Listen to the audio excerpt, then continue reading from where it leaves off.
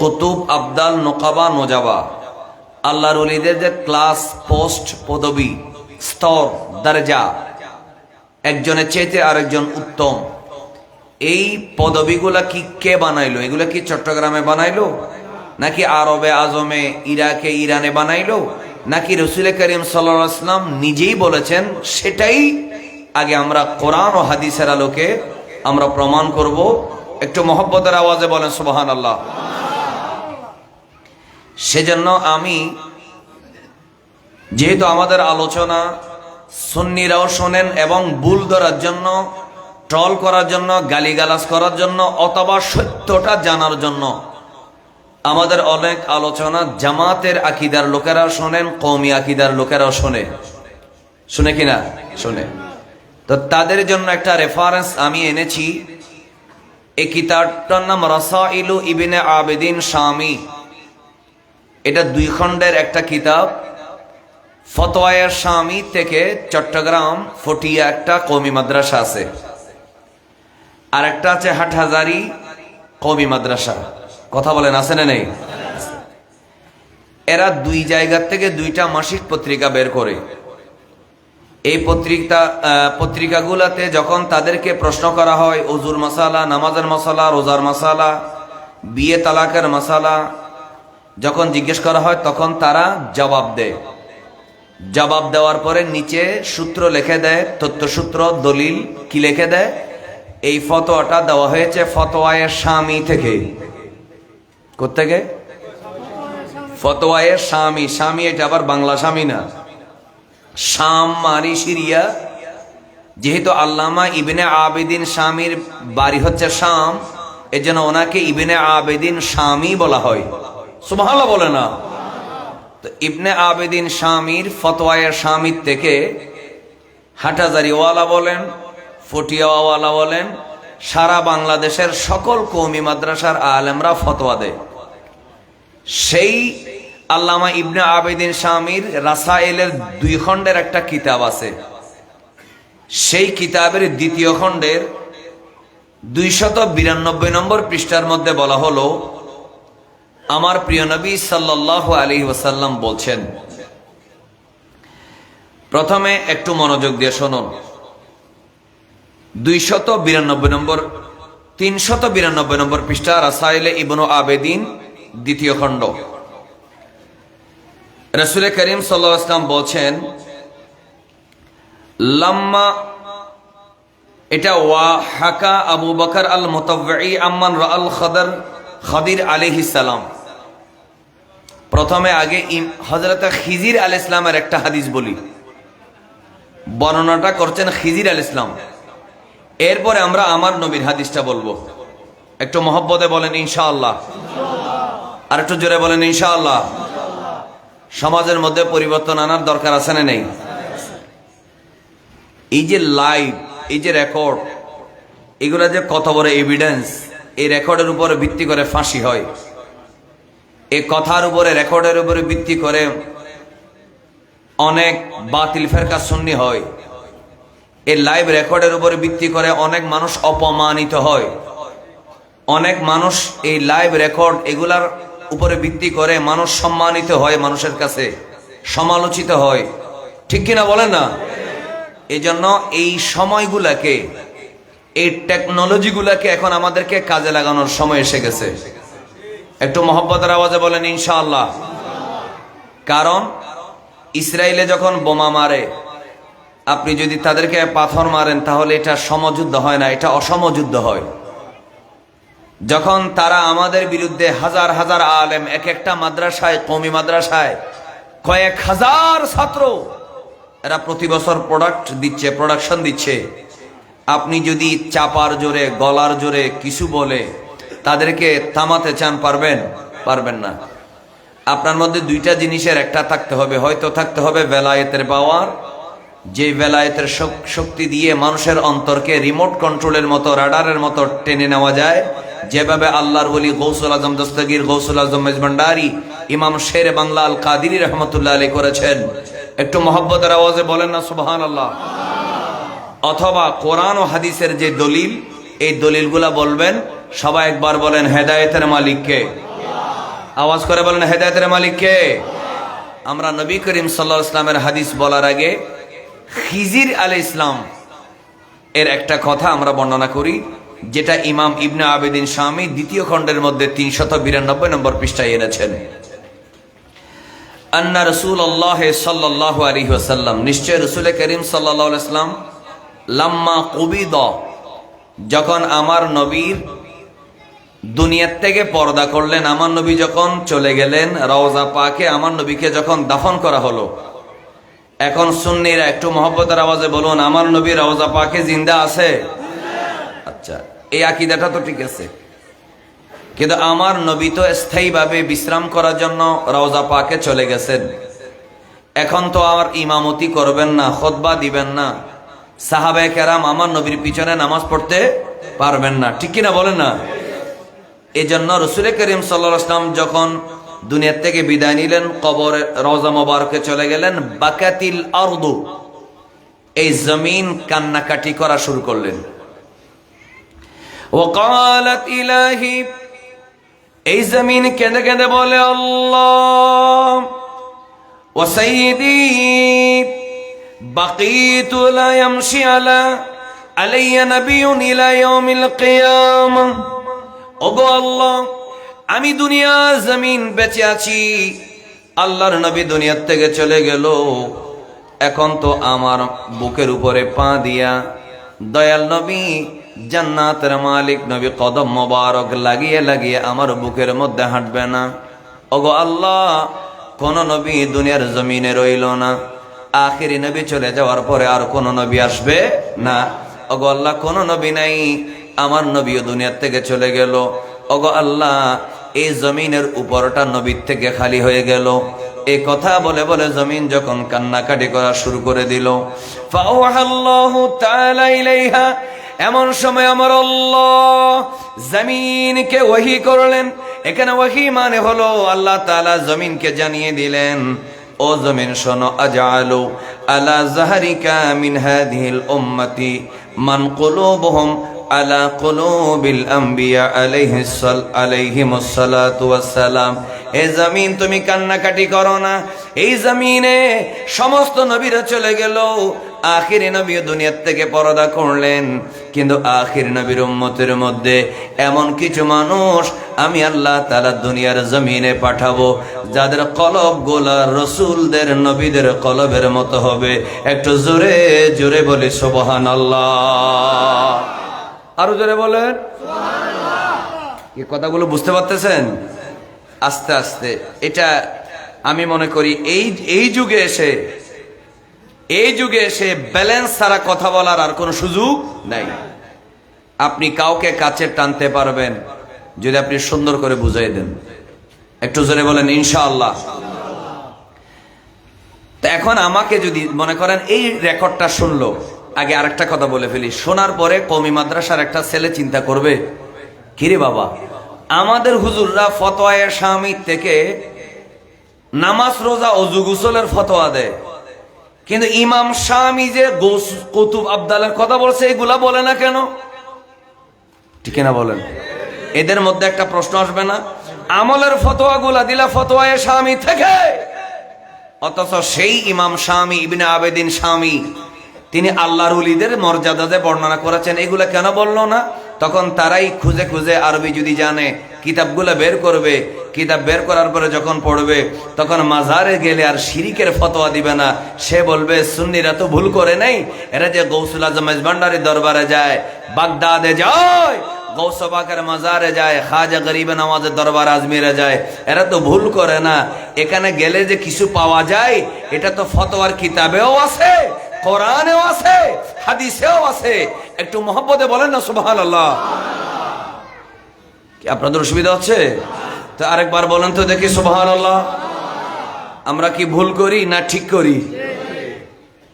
আচ্ছা, জমিন কে আল্লাহ তাআলা সান্ত্বনা দিলেন, এই জমিন আমি এমন কিছু মানুষ রাখবো যাদের কলব হবে নবীদের কলবের মতো, এমন পাওয়ারফুল এবং মহব্বতওয়ালা। সুবহানাল্লাহ বলেন। এরপর আল্লাহ রাব্বুল আলামিন বলেন, লা উখলি يدنيك منهم إلى يوم القيامة কিয়ামত পর্যন্ত ওই সমস্ত ব্যক্তির থেকে আমি আল্লাহ তাআলা তুমি জমিনকে আমি খালি রাখবো না। কখনো কখনো কোনো না কোনো ওলি দুনিয়ার জমিনে থাকবে। সুবহানাল্লাহ বলে। ১৫০০ বছর হয়ে গেল আমার নবী দুনিয়ার থেকে চলে গেলেন, রওজা পাকে শুয়ে গেলেন। একবার মহব্বত নওয়াজে বলুন, এখনো সারা পৃথিবীর জমিনে অসংখ্য আউলিয়া কেরাম আছে না না? এরপর আল্লাহ রাব্বুল আলামিন বলেন, ক্বালাত লাহু কাম হাউলাই, জমিন আল্লাহর সাথে কথা বলে বলে, আল্লাহ তুমি যে জমিনের মধ্যে নবীর পরিবর্তে নবীর ওয়ারিস, ওয়ারাসাতুল আম্বিয়া, যারা নবী নয় কিন্তু ওয়ালি, এই সমস্ত মানুষ কতজন থাকবে? আমার আল্লাহ রাব্বুল আলামিন বলেন সালাসুমিয়া, এরা কমপক্ষে থাকবে ৩০০ জন। ওয়াহুমুল আউলিয়া, তারা হচ্ছে আল্লাহর ওয়ালি।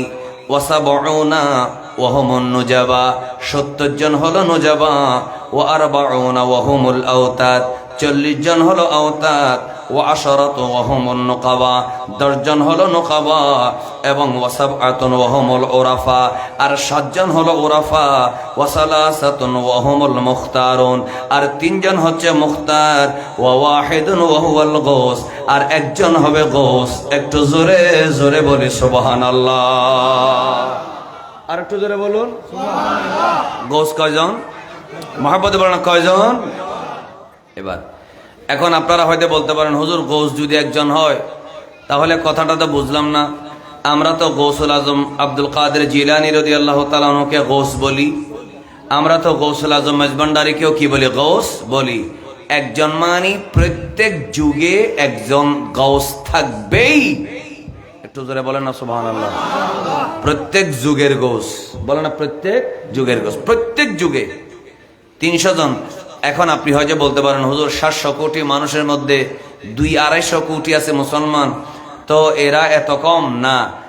বাংলাদেশে নয়, সারা পৃথিবীর জমিনে হাজার হাজার লক্ষ লক্ষ কোটি কোটি আল্লাহর ওলি থাকতে পারে, কিন্তু যেই ৩০০ জন, যে ৭০ জন, আমার এখানে বন্ধু আছে, আমি কিতাবটা আমার সামনে আছে, যে ৭০ জন, যে ৪০ জন, যে ১০ জন, যে ৭ জন, যে ৩ জন, যে একজনের কথা বলা হলো, এরা হলো পজিশন প্রাপ্ত, র্যাঙ্ক প্রাপ্ত ওলি। একটু জোরে বলেন না মারহাবা। এমনে ওলি আল্লাহ আমাদের ভিতরে লুকিয়ে আছে, আমরা জানি না কে ওলি হয়ে গেছে। একটু ঠিক না বলে না? এরকম অনেক ওলি নাই?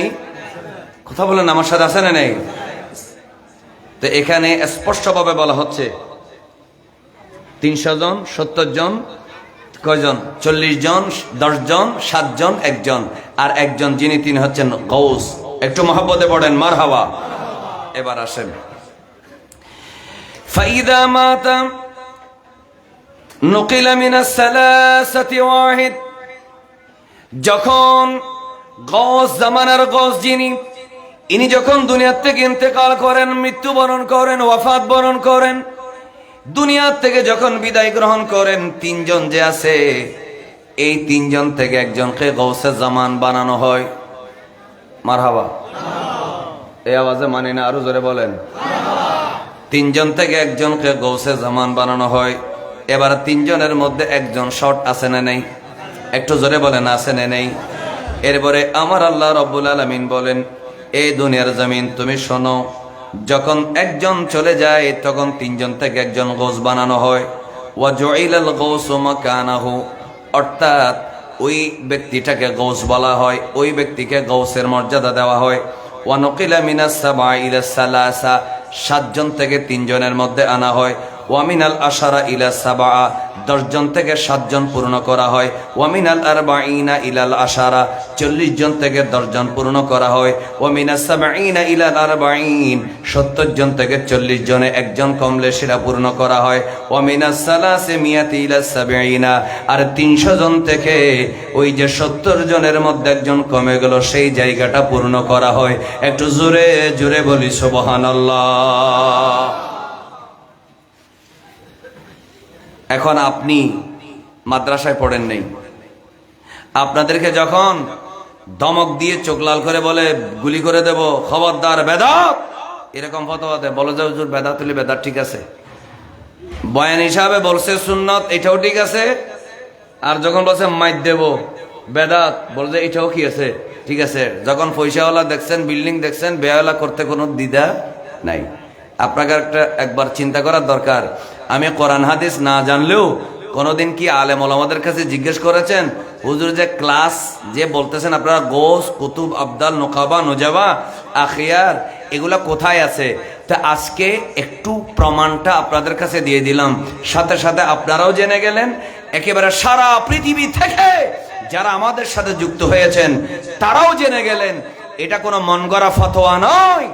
হযরতে সাইয়্যিদুনা খিজির আলাইহিস সালাম আল্লাহর ওলির কাছে বর্ণনা করেছেন, আল্লাহর ওলি বর্ণনা করেছেন, জমিন কান্না কাটি করার কারণে আল্লাহ জমিনের মধ্যে আল্লাহর নবীদের পরে ওয়ারাসাতুল আম্বিয়া হিসেবে গৌস কুতুব আবদাল নোকাবা নোজাবা আওতাদ এই পদবিগুলো রেখেছেন। একটু মহব্বতের আওয়াজে বলেন না সুবহানাল্লাহ। এগুলো আমাদের ক্ষতির জন্য রেখেছেন নাকি লাভের জন্য রেখেছেন? এবার আরেকটা হাদিস শুনেন। এই হাদিসটা মুসনাদে ইমাম আহমদ বিন হাম্বল, চারে মাযহাবের একজন ইমাম হচ্ছে ইমাম আবু হানিফা, তিনি আমাদের ইমাম। আরেকজন ইমাম শাফি, তিনি শাফি মাযহাবের ইমাম, মুহাম্মদ বিন ইদ্রিস শাফি। আরেকজনের নাম ইমাম মালিক বিন আনাস রাদিয়াল্লাহু আনহু, তিনি মালিকি মাযহাবের ইমাম। আরেকজন হচ্ছে হযরত ইমাম আহমদ বিন হাম্বল রাদিয়াল্লাহু তাআলা আনহু। জোরে বলেন না মারহাবা। ইমাম কয়জন? চারজন। তো সাধারণত আরবের মধ্যে যারা শেখ আছে, আরবের মধ্যে যারা নিজেদেরকে আধুনিক সালাফি দাবি করে, এরা বেশিরভাগ কি পালন করে জানেন? এরা হাম্বলি মাযহাব বেশি দাবি করে।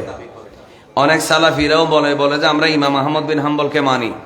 সেই ইমাম আহমদ বিন হাম্বলের কিতাবের নাম মুসনাদে আহমদ। মুসনাদে আহমদের 896 নম্বর পৃষ্ঠা। আলহামদুলিল্লাহ আমার বন্ধু জানে, এটা আমার কাছে আছে, বিশাল কিতাব। সেই কিতাবের মধ্যে 896 নম্বর হাদিস, 896 নম্বর হাদিসের মধ্যে এসেছে রাসূল করিম সাল্লাল্লাহু আলাইহি ওয়াসাল্লামের সাহাবী বলছেন, সামিতু রাসূলুল্লাহ, বলেন না সাল্লাল্লাহু আলাইহি ওয়াসাল্লাম, আমি রাসূল করিম সাল্লাল্লাহু আলাইহি ওয়াসাল্লামকে বলতে শুনেছি, ইয়াকুলু, আমার নবী বলেছেন, আল আবদালু বিশাম, শাম দেশের মধ্যে যে আবদাল আছে, ওহম 40 রাজুলান, এরা হচ্ছে 40 জন, ইউসকা বিহিমুল গায়থ, এদের উসিলায় আল্লাহ আসমানের বৃষ্টি নাজিল করে। এই বিশ্বাস আপনাদের নাই মনে হয়? যদি বিশ্বাস থাকে দেখি একবার, যত মহব্বত আছে তত জোরে বলেন তো দেখি সুবহানাল্লাহ। বৃষ্টি নাজিল হয় কার উসিলায়?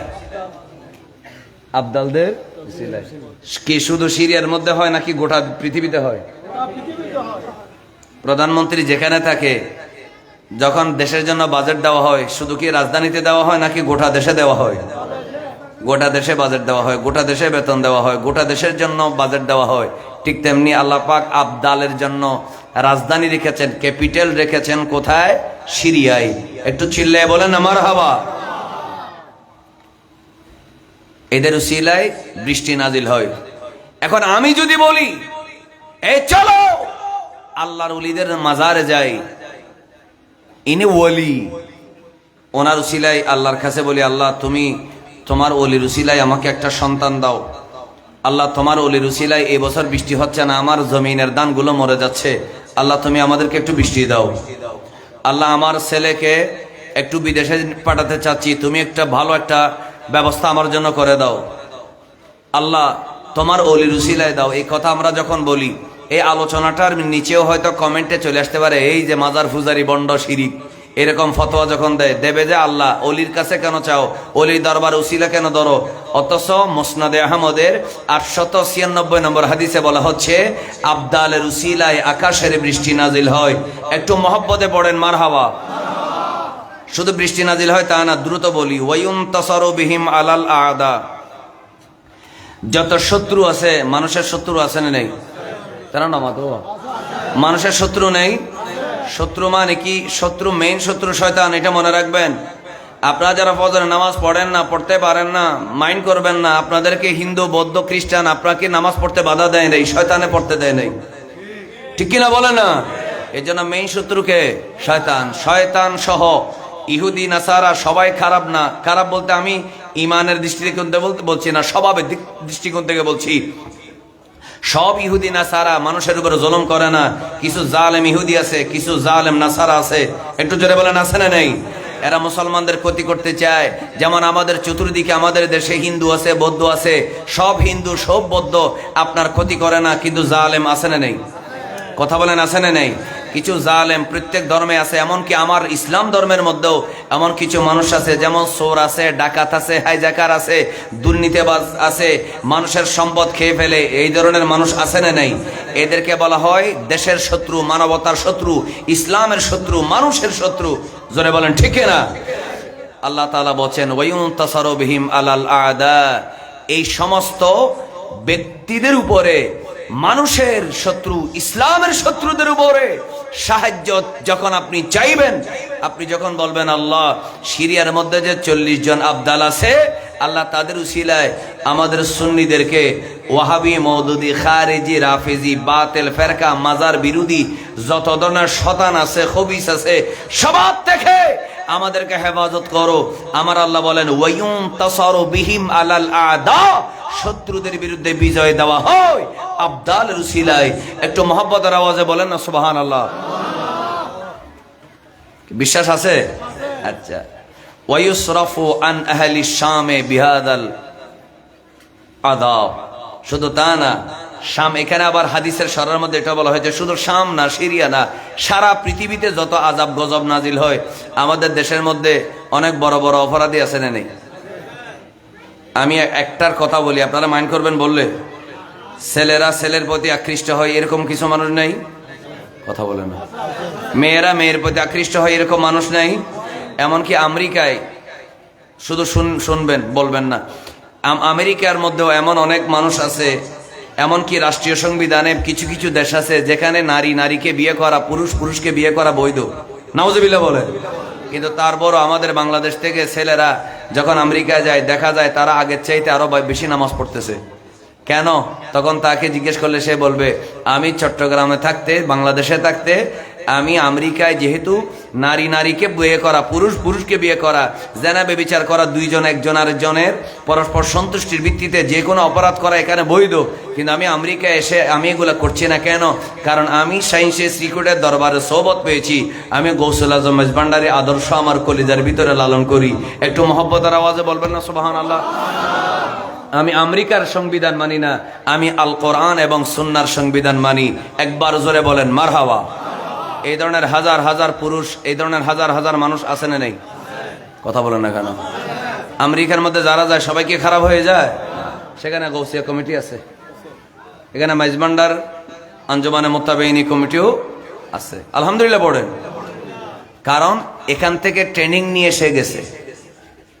এই জন্য ভাইরা আমার, রাসূল করিম সাল্লাল্লাহু আলাইহি ওয়াসাল্লাম বলছেন সারা পৃথিবীতে যতগুলো মানুষ জেনা বেবিচার করে, যেভাবে সুদ খায়, ঘুষ খায়, মানুষের উপর জুলুম করে, খুন করে, বেবিচার করে, সমকামিতা করে, লূত আলাইহিস সালামের কওমের অভ্যাস কিছু মানুষের মধ্যে আছে, কিন্তু তাদেরকে আল্লাহ আযাব দিতে চায়, আযাব দিতে চায়, আসমান ভেঙে পড়তে চায়।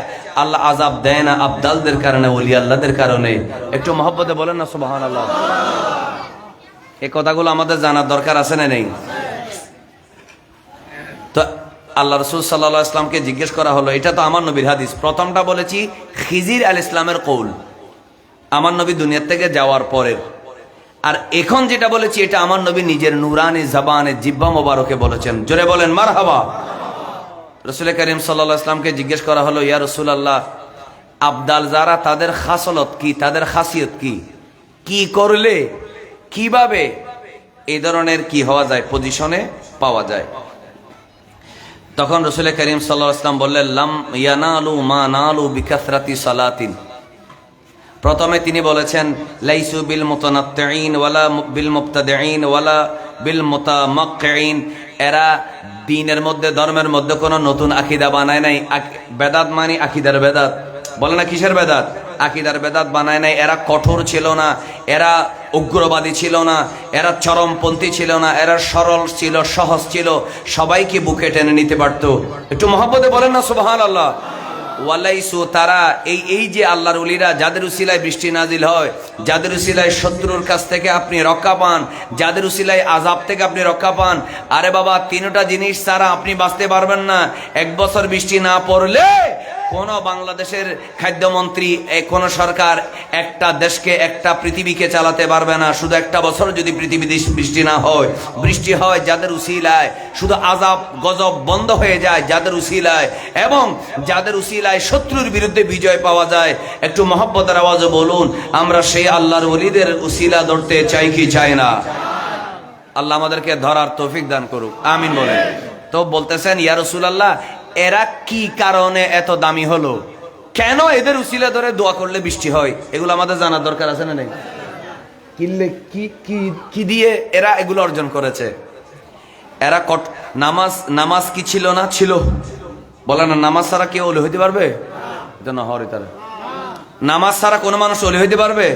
কেউ যদি 5 ওয়াক্ত নামাজ না পড়ে, আমার গৌসুল আজম আব্দুল কাদের জিলানীর ফাতিহা একদম আপনি করতেছেন, আপনি তো জানেন আমার গৌসবাক শেষে বাগদাদ প্রথম দিন থেকে লাগাতার 30 দিন, জন্মের পর থেকে একদিনের জন্য রোজা কাজা করেন নাই, প্রতিদিন রোজা রেখেছেন।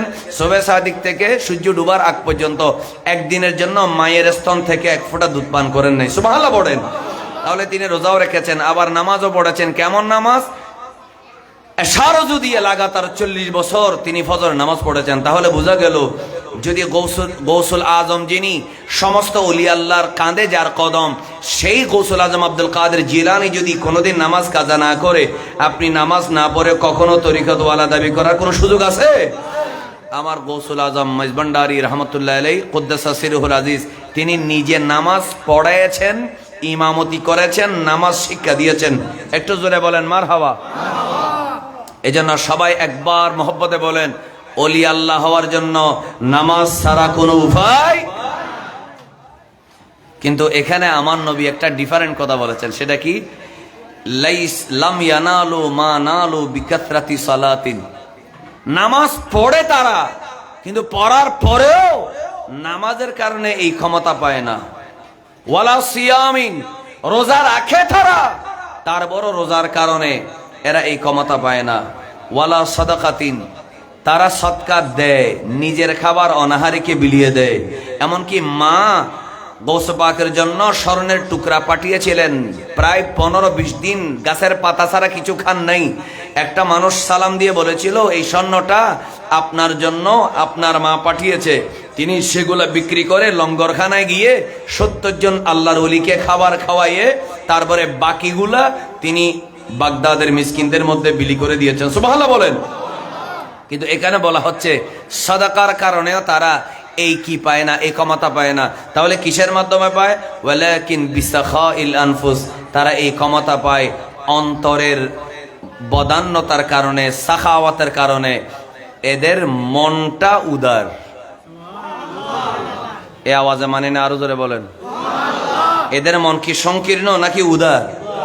একটা হচ্ছে পকেটের সাখাওয়াত, বলেন একটা কি পকেটের সাখাওয়াত, আর একটা হচ্ছে নফসের সাখাওয়াত। সুবহানাল্লাহ বলেন না কেন? এজন্য বলেন, আল্লাহর ওলিদের দরবারে বিভিন্ন ধর্মের মানুষ আসে কিনা? যারা এটা নিয়ে ট্রল করতো, নঈম ভাই রাখেন, মোবাইল রাখে দেন আপাতত। যারা এটা নিয়ে ট্রল করতো, তারা এখন আমাদের দরবারে, আমাদের দরবার সমূহে হিন্দু বৌদ্ধরা সেটা নিয়ে ট্রল করতো, এখন তারা নিজেরাই সেখানে চলে গেছে। ঠিক না হরে? তারা এটা কি রহমান না গজব? আল্লাহর ওলিরা যায় নাই, আল্লাহর ওলিরা টানছে, আর তুমি নিজেরা ক্ষমতার জন্য যাচ্ছ। এটাই হলো হক আর বাতিলের মধ্যে পার্থক্য। একবার চিল্লায় বলেন ঠিক না? কিন্তু আল্লাহর ওলিরা কি না, আল্লাহর ওলিরা কাউকে পাহারা দিতেও যায় না, পূজা পাহারা দিতেও যায় না, শুভেচ্ছা জানাতেও যায় না, সেখানে বিসমিল্লাহ পড়তেও যায় না, সেখানে তাদেরকে পাম পট্টি দেওয়ার জন্য যায় না, শুভেচ্ছা জানাতেও যায় না, বরং গেলে সেখানে তারা ইসলাম প্রচার করার জন্য যায়। কিন্তু তাদের মনটা উদার হওয়ার কারণে আমার নবী ছিলেন রহমাতুল লিল আলামিন। ঠিক তেমনি ভাবে আমার শাহী সাহেব বাগদাদকে একজনে বলল, হুজুর আমি জাকাত দেব, কিন্তু জাকাত দেওয়ার সময় আমি দেখতে পাচ্ছি আমি যাকে জাকাত দিচ্ছি সে নামাজ পড়ে না, আমি যাকে জাকাত দিচ্ছি গরিব মানুষ কিন্তু নিয়মিত রোজা রাখে না, আমি যাকে জাকাত দিচ্ছি সে চরিত্র ভালো নাই, সে গরিব মানুষ ঠিক আছে। আমার গৌসুল আজম আব্দুল কাদের জিলানী বলেন, তুমি কিছু দেখিও না, তুমি শুধু অভাবই কিনা দেখো, তার দুষ্টুটি তুমি দেখার দরকার নেই। হাসরের মাঠেও তোমার দুষ্টুটি থাকার পরেও আল্লাহ দেখবে, কিন্তু না দেখার ভান করে তোমাকে মাফ করে দিয়ে জান্নাত দিয়ে দিবে। এটা আল্লাহর ওলিদের উদারতা। বলেন আল্লাহর ওলিদের উদারতা। সাখাইন নফস। 2 ওয়া সালামাতিল কুলুব, তাদের কলব হচ্ছে প্রশান্ত। সুবহানাল্লাহ বলেন। অর্থাৎ এই কলবের মধ্যে, আল্লাহর ওলিদের কলবের মধ্যে কোনো নেফাকি নাই, হয় না কোনো নেফাকি, কোনো শিরিক বেদাত, কোনো ধরনের গুনাহ তাদের কলবের মধ্যে কি করতে পারে না, স্পর্শ করতে পারে না। সবাই দেখি কয়েকবার বলেন, আল্লাহর ওলিদের অন্তরে কি কোনো লোভ আছে? আল্লাহর ওলিদের অন্তরে কোনো হিংসা আছে? আল্লাহর ওলিদের অন্তরে আরেকজনের জায়গা জমি দখল করার কোনো লোভ আছে? এই জন্য এটাকে বলা হয় সালামাতুল কুলুব। সালামাতুল কুলুব এবং উদারতা। 3 নম্বর ওয়ান নাসিহা লিআইম্মাতিহিম, এবং শুধু তা না, ইমাম যারা, ইমাম সহ সারা পৃথিবীর সমস্ত উম্মতের জন্য শুভ কামনা, ভালো কামনা করা, এটাই হচ্ছে আল্লাহর ওলিদের সবচেয়ে বড় গুণ। এই গুণগুলো যদি আপনার মধ্যে থাকে, আমি আপনাদেরকে লাস্টে একটা দোয়া শিখিয়ে দেবো ইনশাআল্লাহ। একটু মহব্বতে পড়েন ইনশাআল্লাহ। আল্লামা ইবনে আবেদিন শামী, আপনি আবদাল হওয়ার জন্য, আপনি যদি আবদাল নাও হতে পারেন, আপনি হয়তো চিন্তা করতে পারেন হুজুর আবদাল যদি সবগুলো শরিয়াতে হয় আমরা কিভাবে? এখানে আল্লাহ রসুল সাল্লাল্লাহু আলাইহি ওয়াসাল্লাম হয়তো নির্দিষ্ট একটা সময়ের কথা বলেছেন, নির্দিষ্ট একটা সময়ে আবদাল শরিয়ায় থাকবে, কিন্তু সারা পৃথিবীতে ইবাদত বন্দেগী করলেও অন্য কোথাও আবদাল হবে না সেটা বলে নেই। আবার আবদাল হওয়ার জন্য আপনি কোন দোয়াটি পড়বেন ইনশাআল্লাহ সেটাও আমরা বলবো। আর আপনি যদি আবদাল হতে নাও পারেন, ইনশাআল্লাহ হাসরের মাঠে নবীদের সাথে, গৌসুল আজম আব্দুল কাদের জিলানীর সাথে, আবদালদের সাথে আপনার হাসর হবে। একটু মহব্বতে বলেন আমিন, একটু জোরে বলেন আমিন। আল্লাহ তাআলা আমাদেরকে সেই ধরনের যোগ্যতা অর্জন করার তৌফিক দান করুক, আমিন বলেন।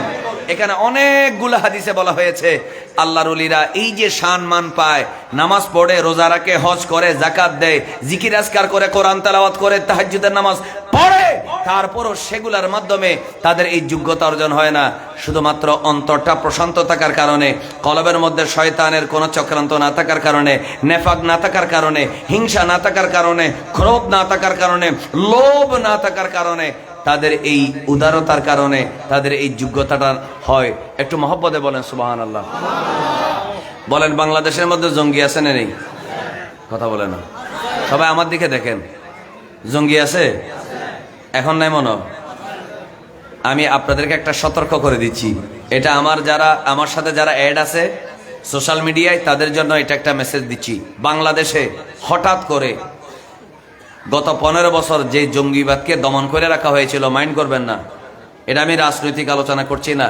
এখন নতুন করে সমস্ত জঙ্গিরা আবার মাথা ছাড়া দিয়ে ওঠার জন্য চেষ্টা করতেছে। এটার পিছনে কয়েকটা আন্তর্জাতিক শক্তি কাজ করতেছে। যেমন সিরিয়া, লিবিয়া, ইরাকে তছনছ হয়ে গেছে কয়েকটা জঙ্গি গ্রুপের কারণে। আপনারা শোনেন এগুলো। একটা হচ্ছে হুতি জঙ্গি ইয়েমেনের, একটা হচ্ছে বোকো হারাম, একটা হচ্ছে দায়েশ, আরটা হচ্ছে জৈশে মোহাম্মদ। কি আপনারা বুঝতেছেন না মনে হয়? দাইশে মোহাম্মদ, বোকো হারাম, হুতি, এবং একটা হচ্ছে আল কায়েদা। আরেকটা কি? আল কায়েদা। আর একেবারে সবচেয়ে সফট, যেটা নরম, এটা হচ্ছে আফগানিস্তানের তালেবান। তো তালেবানদেরকে সবাই আবার জঙ্গি না, কিছু মানুষ আছে যারা তরিকতপন্থী, সুফিপন্থী, যারা কাদিরিয়া, চিশতিয়া, নকশবন্দিয়া মানে, এবং তালেবান আফগানিস্তানের এমন অনেক মানুষ আছে যারা আল্লাহ এবং রসুলের আইন প্রতিষ্ঠার জন্য যারা জান দিতেও রাজি আছে। একটু মহব্বতে বলবেন না সুবহানাল্লাহ। এই যে সিরিয়া তছনছ হয়ে গেল, লিবিয়া তছনছ হয়ে গেল, এই যে ইরাক তছনছ হয়ে গেল, আমেরিকা নির্ভর হয়ে গেল, এই যে মুসলিম রাষ্ট্রগুলো তছনছ হয়ে গেল, আমাদের যুবকরা তো ফাইজলামি করে যে এই বক্তাগুলাকে দেখার জন্য চলে আসে। এরা চিন্তা করে না ও বক্তা আপনাকে আমি 1 লাখ টাকা দিয়ে ভাড়া করে এনেছি বা 30-40 হাজার টাকা দিচ্ছি, আপনি একটু আমাদেরকে বলেন রাজনৈতিক পট পরিবর্তন হয়ে গেছে আমেরিকার কারণে, ব্রিটেনের কারণে বা পরাশক্তির কারণে, ইহুদি খ্রিস্টানদের চক্রান্তের কারণে লিবিয়া কেমনে ধ্বংস হয়ে গেল, সিরিয়া কেমনে ধ্বংস হয়ে গেল, ইরাক কেমনে ধ্বংস হয়ে গেল। এত বড় বড় মুসলিম রাষ্ট্র, আজকের থেকে 30-40 বছর আগে মুরব্বীদের থেকে জিজ্ঞেস করেন, এখান থেকে দলে দলে মানুষ ইরাকে চাকরি করতে যেত, ঠিক কিনা বলেন না? কিন্তু সেই ইরাকে এখন কোন মানুষ টাকা দিলেও যাবে না, এখন লিবিয়ায় কেউ যাবে না, সিরিয়ায় কেউ যাবে না। কেন? সেখানে জানের ঝুঁকি। তাহলে কেন এগুলা তছনছ হয়ে গেল? কোন কোন দল সেখানে কাজ করেছে? কোন কোন জঙ্গি গ্রুপের কারণে দেশটা তপ্ত আগ্নেয়গিরি হয়ে গেল? একটু আমাদেরকে বলেন। সেগুলো কখন আপনারা জানতে চান নাই, যার কারণে আপনারা কমেডি আর জোকসের মধ্যে আছেন। কিন্তু আপনাদের জানা রাখা উচিত, Syria, Libya, Afghanistan, Iraq, Iran যে কারণে ধ্বংসের দ্বার প্রান্তে চলে যাচ্ছে, জাস্ট সেই কারণগুলো বাংলাদেশে মাথা ছাড়া দিয়ে ওঠার জন্য অনলাইন অ্যাক্টিভিস্ট ফোরাম তৈরি হয়েছে। হাজার হাজার লাখ লাখ ফলোয়ারওয়ালা এমন পেজ এবং এমন প্রোফাইল বাংলাদেশে আইডি খোলা হয়েছে, সেখানে জঙ্গি গ্রুপের উত্থান, কালো পতাকা যেটা আল কায়দার পতাকা, সেটাকে প্রমোট করা হচ্ছে। এবং ছোট ছোট স্কুল কলেজের ছাত্রদেরকে, ঢাকা ইউনিভার্সিটির ছাত্র, নর্থ সাউথ ইউনিভার্সিটির ছাত্র, জাহাঙ্গীরনগর বিশ্ববিদ্যালয়ের ছাত্র, বিভিন্ন কলেজ ইউনিভার্সিটির ছাত্রদেরকে গোপনে জঙ্গি বানানোর ট্রেনিং দেওয়া হচ্ছে। আমার ভাইয়ারা, আমি আপনাদেরকে এই কথাটা বলতে চাচ্ছি, বাংলাদেশ নিরাপদ থাকবে, বাংলাদেশ মানচিত্র অক্ষুণ্ণ থাকবে। বাংলাদেশে আওয়ামী লীগ বলেন, বিএনপি বলেন, যারা দেশের মূলধারার রাজনীতি করে তারা সবাই নিরাপদে থাকবে। বাংলাদেশের রাজনীতিবিদরা সুখে শান্তিতে 2 বেলা খেয়ে ভাত খেয়ে ঘুমাতে পারবে। সাধারণ মানুষ যারা রাজনীতি করে না, শুধু যতক্ষণ জঙ্গিরা মাথা চারা দিয়ে উঠবে না, ততক্ষণ এই দেশ শান্তিতে থাকবে। যদি বলেন হুজুর কিভাবে শান্তিতে থাকবে, আপনি বলতেছেন আমেরিকা, রাশিয়া, ব্রিটেন, চায়না, এভাবে বিভিন্ন পরাশক্তি, এমনকি ভারত পর্যন্ত বিভিন্নভাবে বিভিন্ন গ্রুপকে উৎসাহ দিচ্ছে জঙ্গিদেরকে উত্থানের জন্য। এগুলার থেকে বাঁচার উপায় কি? ওয়াল্লাহে, আল্লাহর কসম করে আপনাদেরকে হাত জোর করে আল্লাহ এবং রসুলকে সাক্ষী রেখে বলছি, একটা মাত্র উপায়, আল্লাহর ওলিদের দামান ধরেন, গাউসিয়া কমিটি করেন, মাইজবান্ডারি হক কমিটি করেন, আল্লাহর ওলিদের দরবারে গিয়ে চোখের পানি ছেড়ে রাতের 3টা বাজে কাঁদেন, আল্লাহ, যে জঙ্গিরা মাথা ছাড়া দিয়ে উঠার জন্য সারা দেশে গোপনে সংগঠিত হচ্ছে, আল্লাহ তাদের অপতৎপরা থেকে বাংলাদেশ থেকে বাঁচাও। খোদার কসম করে বলি, আপনি যদি আল্লাহর ওলিদের দরবারে কাঁদেন, আমার আল্লাহর ওলিদের উসিলায় আল্লাহ বাংলাদেশকে হেফাজত করবে। একটু জোরে জোরে বলেন না সুবহানাল্লাহ। আরো জোরে বলুন। এই বিশ্বাস আমাদের আছে না নেই? একটু জোরে বলেন, আছে না নেই? আর আপনি যদি বলেন না এগুলা সব বুটবাট, দেখবেন সিরিয়া যেভাবে ধ্বংস হয়ে গেছে, লিবিয়া যেভাবে ধ্বংস হয়ে গেছে, ইরাক যেভাবে ধ্বংস হয়ে গেছে, বাংলাদেশও সেই দিকে যাইতে আর দেরি হবে না। এগুলাকে সিরিয়াসলি নেওয়ার দরকার আছে না নেই? কথা বলে না। বাপেরা জানে না ছেলের মোবাইলে কি আছে, ঠিক তেমনি ঢাকার, রাজশাহীর, চট্টগ্রাম শহরের কোটিপতির ছেলেরা জানে না তার ছেলে আল কায়দার মধ্যে ভিড়ে গেছে, তার ছেলে জঙ্গি গ্রুপের সাথে ভিড়ে গেছে, শুধু অ্যাডভেঞ্চারের জন্য, নতুন কিছু পাওয়ার আশায়। নাউজুবিল্লাহ বলবেন না? ইন্ডিয়া থেকে রয়্যাল এনফিল্ড না কি একটা বাইক আসছে, কি আসছে বাইক, তো এটার জন্য সকাল থেকে সন্ধ্যা পর্যন্ত লাইন ধরে দাঁড়িয়ে থাকছে শুধু এই বাইকটা কেনার জন্য। ঠিক না? হন না? ঠিক না?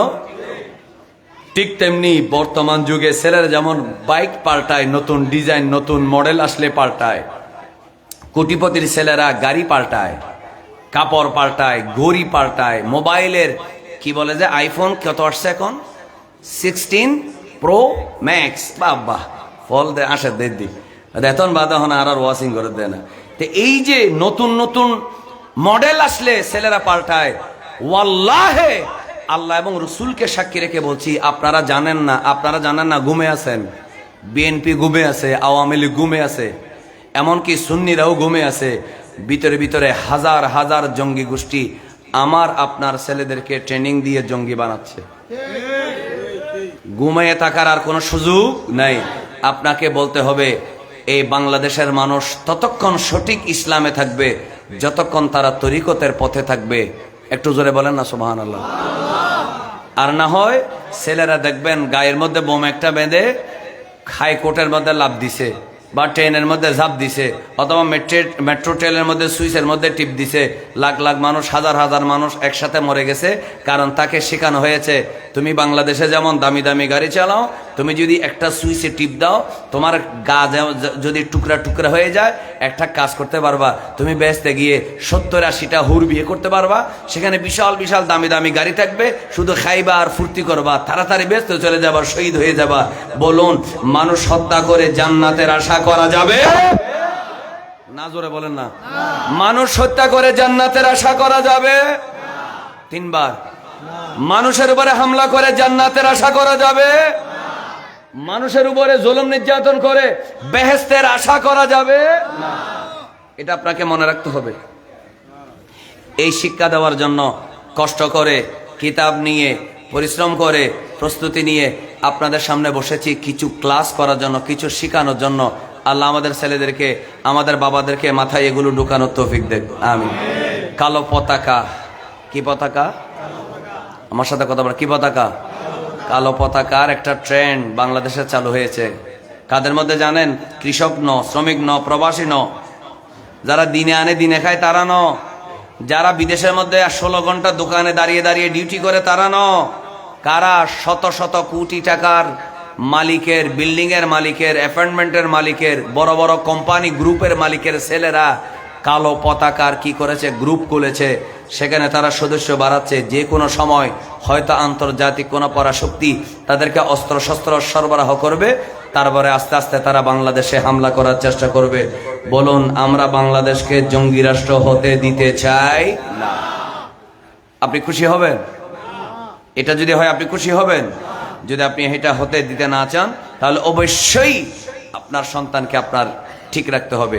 এখানে আমরা এই কথাটা জোর গলায় বলতে চাই, আল্লাহর ওলিরা আবদাল, গৌস, নোকাবা, নোজাবা, সাধারণ ওলি, যাদের দোয়া কবুল হয়, যাদের চোখের পানি কবুল হয়, একটা মাত্র কারণ, তারা উদার।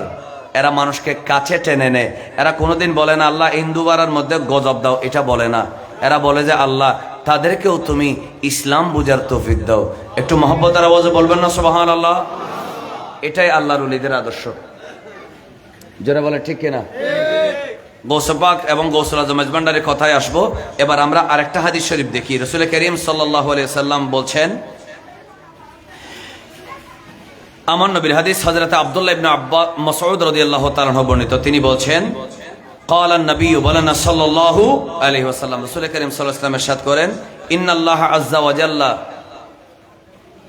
ইন্না লিল্লাহি আযজা ওয়া জাল্লা ফিল খালকি সালাসামিয়া। আল্লাহর সৃষ্টির মধ্যে 300 জন মানুষ আছে। কয়শো জন? 300 জন। প্রথমে তো শুধু নামগুলা বলা হয়েছে, এবার তাদের কাজ শুনেন। কুলুবুহুম আলা কলবে আদম, যে 300 জন মানুষের কলব হচ্ছে আদম আলাইহিস সালামের কলবের মতো। সুবহানাল্লাহ বলেন। মতমানি আদম আলাইহিস সালামের কলবকে অনুসরণ করে। আদম আলাইহিস সালাম শুধু ফল খেয়েছিলেন একটা, বলেন কয়টা? একটা। ফল খাওয়ার পরে দুনিয়াতে আসলেন, 350 বছর আল্লাহর দরবারে কাঁদলেন। এই কেছ এটা আসাম, এইটা আর হতাইন বাল্লাহ দিতে মোবাইল এর লাইভ মধ্যে গাল দিলে তোর ভালো লাগবে না? খিললে ফল আসলা ইন ঘরের বাজি ইন কি উন কি হন নামাজও না পরে, কিচ্ছু না পরে, মাথা দুঃখ টুপিও না দে, এনে চলে এসে দেরি। আচ্ছা হতা হই দিন কি একবারে বেদরহারি হতা না? তো এইটা তো উদ্যমন হলে তো কিনলে এসে এটা হনজ্ঞ কোন একটা ক্লাসে হুজুরে পড়াচ্ছে, এ সময় কোন ছাত্র যদি মোবাইল দেখে তাকে জোতা দিয়ে ফিটা দিবে না? আয় পরে তুই আর কে চাবি দে না, তুই মোবাইল কে সব এলে না হবু তো ফোন হতে আদবি এনো নেই। ইতে মানে ফেসবুক টাইমিয়ে জারগুদি ইতার প্রোফাইল পিকচার হজনে লাইক দিয়ে ইতার তেইয়ান সাই সম্ভরিব হতাইন হই দিন শোনা সিরিয়া যাই ঘুরিয়ে গই তো বুঝিবে সিরিয়ান কি আসিল কি ওই লিবিয়া যে গিয়ে ঘুরে আসেন, সিরিয়া গিয়ে ঘুরে আসেন, ইরাক গিয়ে ঘুরে আসেন, জঙ্গিরা ইরাককে কি করছে। আবু বকর আল বাগদাদি গো মানুষ আছে দিবে নাম অন্য না হনদিন তুমি বাবা অন্য না, আবু বকর বাগদাদি নাম অন্য না হাতে ইঙ্গিলা লাগবে, হাতে মেসি লাগবে, ওই ওই দেখা যাক। আবু বকর বাগদাদি এটা একটা গ্রুপের, ওই যে এরকম যে গ্রুপ বলছিলাম এই গ্রুপের একটা প্রধান। ওসামা বিন লাদেন এ বাড়ি কোথায়, জন্ম কোথায় বলো, তুমি বলো। ওসামা বিন লাদেনের জন্ম কোথায়, মারা গেছে কোথায়? ওসামা বিন লাদেন সৌদি আরবের লোক, এর জন্ম সৌদি আরবে। আফগানিস্তানে ওর কাজ, মারা গেছে পাকিস্তান। মারা গেছে কোথায়? জন্ম সৌদি আরব, কাজ করেছে কোথায়? আফগানিস্তানে। মারা গেছে কোথায়? কার হামলায়? আমেরিকার হামলায়। অথচ তাকে অস্ত্র শস্ত্র দিয়ে বিশাল একটা গ্রুপের সর্দার বানিয়েছে আমেরিকানরা। আবার আমেরিকানরাই তাদেরকে পতন ঘটিয়েছে। পাকিস্তানে একটা ঘরের মধ্যে লুকায়িত ছিল, সেই জায়গা চতুর্দিকে ঘেরাও করে তাকে হত্যা করা হয়েছে। তো এই ওসামা বিন লাদেনের উত্থান কেন, পতন কেন, আমাদের জানার দরকার আছে না নেই? আপনি আমি যদি গৌসুল আজম মেজবান্ডারি এবং গৌসুল আজম আব্দুল কাদের জিলানের আদর্শ কি সেটা যদি আমি আপনাদেরকে না বলি, আপনি কারামত শুনে কি করবেন? আপনি বিরিয়ানি নিয়ে ঘরে গিয়ে ছেলেকে নিয়ে খাওয়াবেন, আপনার ছেলে জঙ্গি গ্রুপের সদস্য হয়ে যাবে। এরকম আমি জানি অসংখ্য সুন্নি পরিবারের সন্তান। ডক্টর জাকির নাইককে ভালো লাগে, আছে না নেই? অথচ তার অনেক ফ্যান ফলোয়ার আছে, আমি সে জঙ্গি কিনা জানি না, তার অনেক ফ্যান ফলোয়ার আছে যারা আল কায়দার সদস্য, আছে না নেই? আল কায়দার সদস্য। তো এগুলো আপনি যদি না জানেন, আপনি যদি সারাদিন ফেসবুক গোতান, আপনাকে তো এই দেশটাকে ধ্বংস হওয়ার থেকে কেউ বাঁচাতে পারবে না। এখন আমরা যদি এই কথাগুলো বলি, কিছু কিছু রাজনীতিবিদরা বলবে হুজুর এতদিন বলেন নাই। এতদিন বলি নাই কারণ এতদিন এই ধরনের পরিস্থিতি সৃষ্টি হয় নাই। এখন বলছি, এখন পরিস্থিতি সৃষ্টি হচ্ছে। কারণ আগে ভাগে যদি না বলি, আগামী 10 বছর পরে বলবেন আপনারা তো ওয়াজ করে করে বান্ডিল নিয়ে নিয়ে চলে গেছেন, ফ্ল্যাট আর বিল্ডিং এর মালিক হয়েছেন, আমাদেরকে একটু কেন বলেন নাই বাংলাদেশটা জঙ্গিদের হাতে চলে যাচ্ছে, কেন বলেন নাই? এই জন্য আপনারা যেন আমাদেরকে হাসরের মাঠে দোষী করতে না পারেন। হাসরের মাঠে আমার দয়াল নবীর সামনে যেন আমরা বলতে পারি, ইয়া রাসূলুল্লাহ, আপনার 2 জন আওলাদের কথা বলার জন্য গিয়েছিলাম, একজন গৌসুল আজম আব্দুল কাদের জিলানী আর একজন গৌসুল আজম মেজবান্ডারি। এই 2টা মানুষের, এই 2 জন গৌসের, এদের আদর্শ হলো জঙ্গিবাদ বিরোধী আদর্শ। এই যুগের প্রজন্মের ছেলেদেরকে সতর্ক করেছিলাম, তারা আমাদের কথা শুনে নেই। আমরা কি করব? নিশ্চয়ই আমার নবী সেদিন আমাদেরকে ক্ষমা করে দিবে। একটু জোরে বলেন ঠিক কিনা? এই জন্য বারবার এই কথাগুলো আপনাদেরকে বলছি। আল্লাহ সবাইকে মনোযোগ দিয়ে শোনার তৌফিক দেখ, আমিন বলেন। তাহলে আদম আলাইহিস সালাম কি কলব কেমন ছিল? আদম আলাইহিস সালাম আল্লাহর দরবারে কেঁদেছিলেন, কি বলেছিলেন? আল্লাহ তুমি আমাকে মাফ করে দাও 350 বছর। বলেন 350 বছর। 350 বছর আল্লাহর দরবারে বলেছিলেন, আল্লাহ আমাকে ক্ষমা করে দাও। আল্লাহর পক্ষ থেকে ক্ষমার কোনো ঘোষণা আসলো না। এরপরে আদম আলাইহিস সালাম বললেন, আল্লাহ তোমার আখিরি নবী মুহাম্মদুর রাসূলুল্লাহ সাল্লাল্লাহু আলাইহি ওয়াসাল্লামের উসিলায় ক্ষমা করে দাও। আমার আল্লাহ বলেন, কাইফা আরাফতা মুহাম্মাদা, মুহাম্মদ সাল্লাল্লাহু আলাইহি ওয়াসাল্লামকে কিভাবে চিনলা? তখন আদম আলাইহিস সালাম বলে, আল্লাহ জান্নাতে তুমি যখন আমাকে বানাইলা, আমার শরীরে যখন রূহ দিলা, আমি যখন মাথা উপরের দিকে তুললাম, আমি আরশ মুআল্লার খুঁটির মধ্যে লেখা দেখলাম, লা ইলাহা ইল্লাল্লাহু মুহাম্মাদুর রাসূলুল্লাহ সাল্লাল্লাহু আলাইহি ওয়াসাল্লাম। ও আদম শোনো, আরশ মুআল্লায় আমার নামের বাসি, আমার আখির নবীর নাম।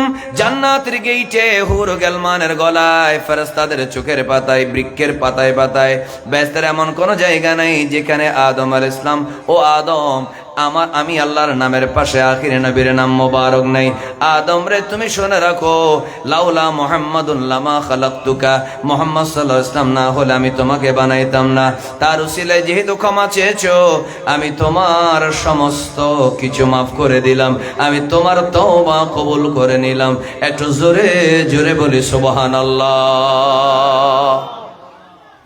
তাহলে 300 জন মানুষ যাদের কলব আদম আলাইহিস সালামের কলবের মতো, তারা কি করে জানেন? কোন একটা এলাকায় বৃষ্টি না হলে, কোন একটা এলাকায় করোনা মহামারী হলে, তখন তারা আল্লাহর কাছে কেঁদে কেঁদে বলে, আল্লাহ তোমার আখিরি নবীর উসিলায় আমাদেরকে ক্ষমা করে দাও, আমাদেরকে রক্ষা করো। ওই আল্লাহর ওলিদের উসিলায়, ভ্যাকসিনের কারণে নয়, টিকার কারণে নয়, তারপরে আপনার কি বলে যে বিভিন্ন ধরনের নতুন নতুন নতুন নতুন আবিষ্কৃত ওষুধের কারণে নয় রে, খোদার কসম আল্লাহর ওলিদের উসিলায় কেঁদে কেঁদে এই 300টা মানুষ আল্লাহর কাছে দোয়া করার কারণে আল্লাহ মানুষকে হেফাজত করে। একটু জোরে বলবেন না সুবহানাল্লাহ? এই বিশ্বাস সবার আছে? দ্বিতীয় নম্বর, ও আরবাউনা কুলুবুহুম আলা কলবে ইব্রাহিম, আর 40টা মানুষ এমন আছে সারা পৃথিবীতে যাদের কলব ইব্রাহিম আলাইহিস সালামের কলবের মতো। বলেন কার কলবের মতো? ইব্রাহিম আলাইহিস সালাম। ইব্রাহিম আলাইহিস সালামকে যখন আগুনে ফেলা হচ্ছে, সবার নজর আমার দিকে আছে। যখন ইব্রাহিম আলাইহিস সালামকে ফেলা হচ্ছে আগুনে, এটা ফতোয়া ইবনে আবিদিন শামির, রাসাইল ইবনে আবিদিন শামির 396 এবং 397 নম্বর পৃষ্ঠা। ওই যারা খুঁজবে তাদের জন্য বলছি। ইব্রাহিম আলাইহিস সালাম কেমন ছিলেন? ইব্রাহিম আলাইহিস সালামকে প্রথমে বলা হলো, ওনাকে যখন আগুনের মধ্যে ফেলা হচ্ছে, তখন জিবরাইল আলাইহিস সালাম আসলেন। জিবরাইল এসে বললেন, ইব্রাহিম, ওগো আল্লাহর নবী, আমি আপনাকে বাঁচাইতে চাই, আপনি যদি আমাকে অনুমতি দেন, আমার 600 পাখা লাগবে না, একটা পাখা এভাবে নাড়াইলে ওই নমরুদের সমস্ত আগুন আমি নিভাই দিতে পারবো, এবং আগুনগুলা দিয়ে নমরুদ সহ তার পোড়া গোষ্ঠীকে জ্বালিয়ে দিতে পারবো। আপনি কি আমাকে একটু অনুমতি দিবেন? তখন ইব্রাহিম আলাইহিস সালাম বললেন, আমি কি খলিল জিবরাইল নাকি আমি খলিলুল্লাহ? তখন জিবরাইল আলাইহিস সালাম বললেন, আপনি তো খলিলু জিবরাইল না, আপনি তো খলিলুল্লাহ। তো আমি তো তোমার খলিল না, আমি তো ক্লোজ ফ্রেন্ড আল্লাহর, আমি তো আল্লাহর খলিল। তো আল্লাহ কি দেখে না তোমার সাহায্য লাগবে না? আল্লাহ যদি আমাকে সাহায্য করে তাহলে আমার আর কারো সাহায্যের দরকার নেই। সাথে সাথে আমার আল্লাহ বলেন, কুলনা ইয়া নারু কুনি বারদাও ওয়া সালামান আলা ইব্রাহিম, হে আগুন ইব্রাহিমের জন্য শান্তি প্রশান্তিময় এবং ঠান্ডা হয়ে যাও। ইব্রাহিম আলাইহিস সালাম আগুনের মাঝামাঝি পড়লেন। এই যে একটা প্লেট, এখানকার মাঝখানে একটা খালি জায়গা আছে, চতুর্দিকে এক বিশাল অগ্নিকুণ্ড, কিন্তু মাঝখানে যে জায়গায় ইব্রাহিম আলাইহিস সালাম পড়লেন, ওই জায়গাটা একটা জান্নাতের ফুলের বাগান হয়ে গেল। ইব্রাহিম আলাইহিস সালামের একটা পশম পর্যন্ত পোড়ানো গেল না।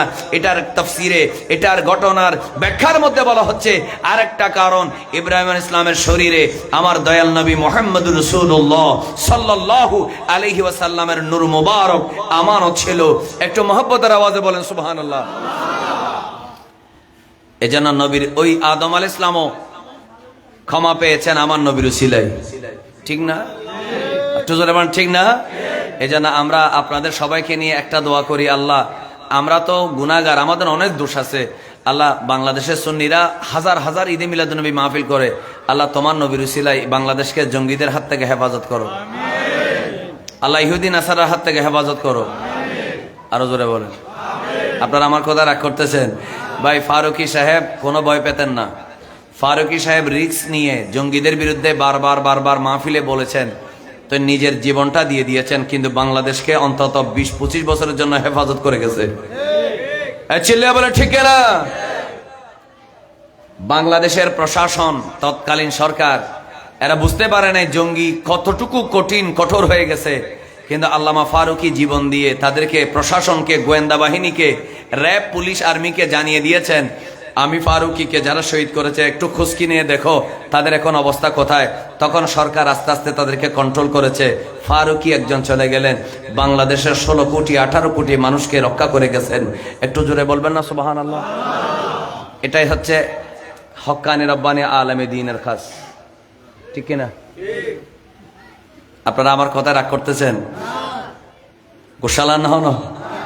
তো জিবরাইল আলাইহিস সালাম বললেন, আমি আপনার, ইব্রাহিম আলাইহিস সালাম বললেন, তোমার সাহায্য আমার দরকার নাই, আল্লাহ আমাকে সাহায্য করলে হবে। তো ইব্রাহিম আলাইহিস সালাম সেভ হয়েছেন। তো তিনি আগুনে ঝাঁপ দেওয়ার সময় ইব্রাহিম আলাইহিস সালামের অন্তরে কোনো ভয় ছিল? কেন ছিল না? কারণ ইব্রাহিম আলাইহিস সালাম একমাত্র ভরসা করেছেন কার উপর? আল্লাহর উপরে। ওনার মধ্যে ভরসা ছিল। তো এমন 40 জন মানুষ আছে যাদের কলব ইব্রাহিম আলাইহিস সালামের কলবের মতো। সুবহানাল্লাহ বলেন। তারপরে তিনি আরো কি করেছেন? আল্লাহ বললেন, ইব্রাহিম তুমি তোমার বউ বাচ্চাকে এমন একটা জায়গায় রেখে আসো, গায়রে জি জারইন, যেখানে কোনো ফসল নাই, বাজার নাই, যেখানে কোনো কুয়া নাই, পানির ব্যবস্থা নাই, খাবারের ব্যবস্থা নাই, গাছ নাই, ফলমূল নাই, সমাজ নেই, এইরকম একাকী একটা জায়গায় রেখে আসো। ইব্রাহিম আলাইহিস সালাম বললেন, আল্লাহ ঠিক আছে, আমি রেখে আসলাম। এরপরে আবার কিছুদিন পর বলল, ইব্রাহিম আমি তোমাকে নির্দেশ দিচ্ছি, তুমি যেই ছেলেটাকে মরুভূমির মাঝখানে রেখে আসছিলা, আমি আল্লাহ তার কদমের নিচ থেকে জমজমের পানি দিয়েছি, সেখানে বাজারও হয়ে গেছে, সমাজও হয়ে গেছে, সেখানে ফলমূলও এসে গেছে। সুবহানাল্লাহ বলে না কেন? ইব্রাহিম এবার একটা কাজ করো, গিয়ে সেই সন্তানটাকে তুমি জবাই করে দাও।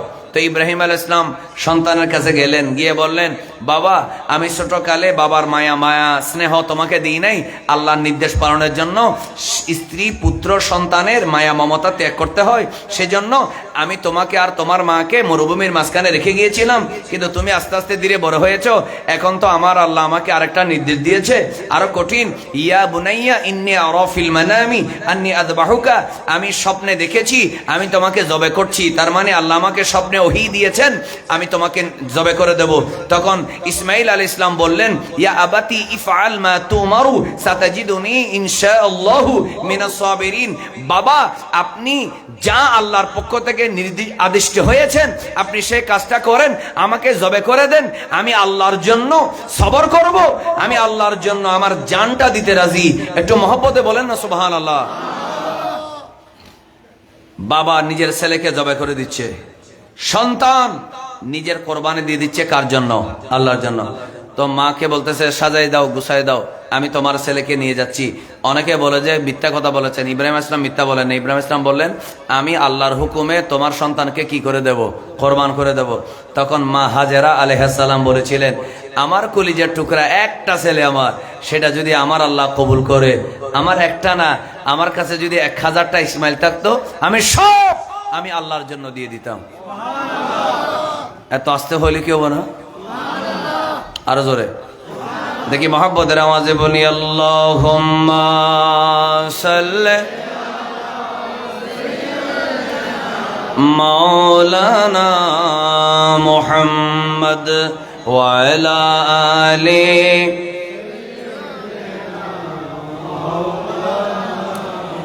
এরজা খুদ সাহেবে कुरान ही मद्दा है हुजूर, तुझसे कब मुमकिन है फिर मिदहत रसूलुल्लाह की। अल्लाहुम्मा सल्ली जोरे मौलाना मुहम्मद व अला आले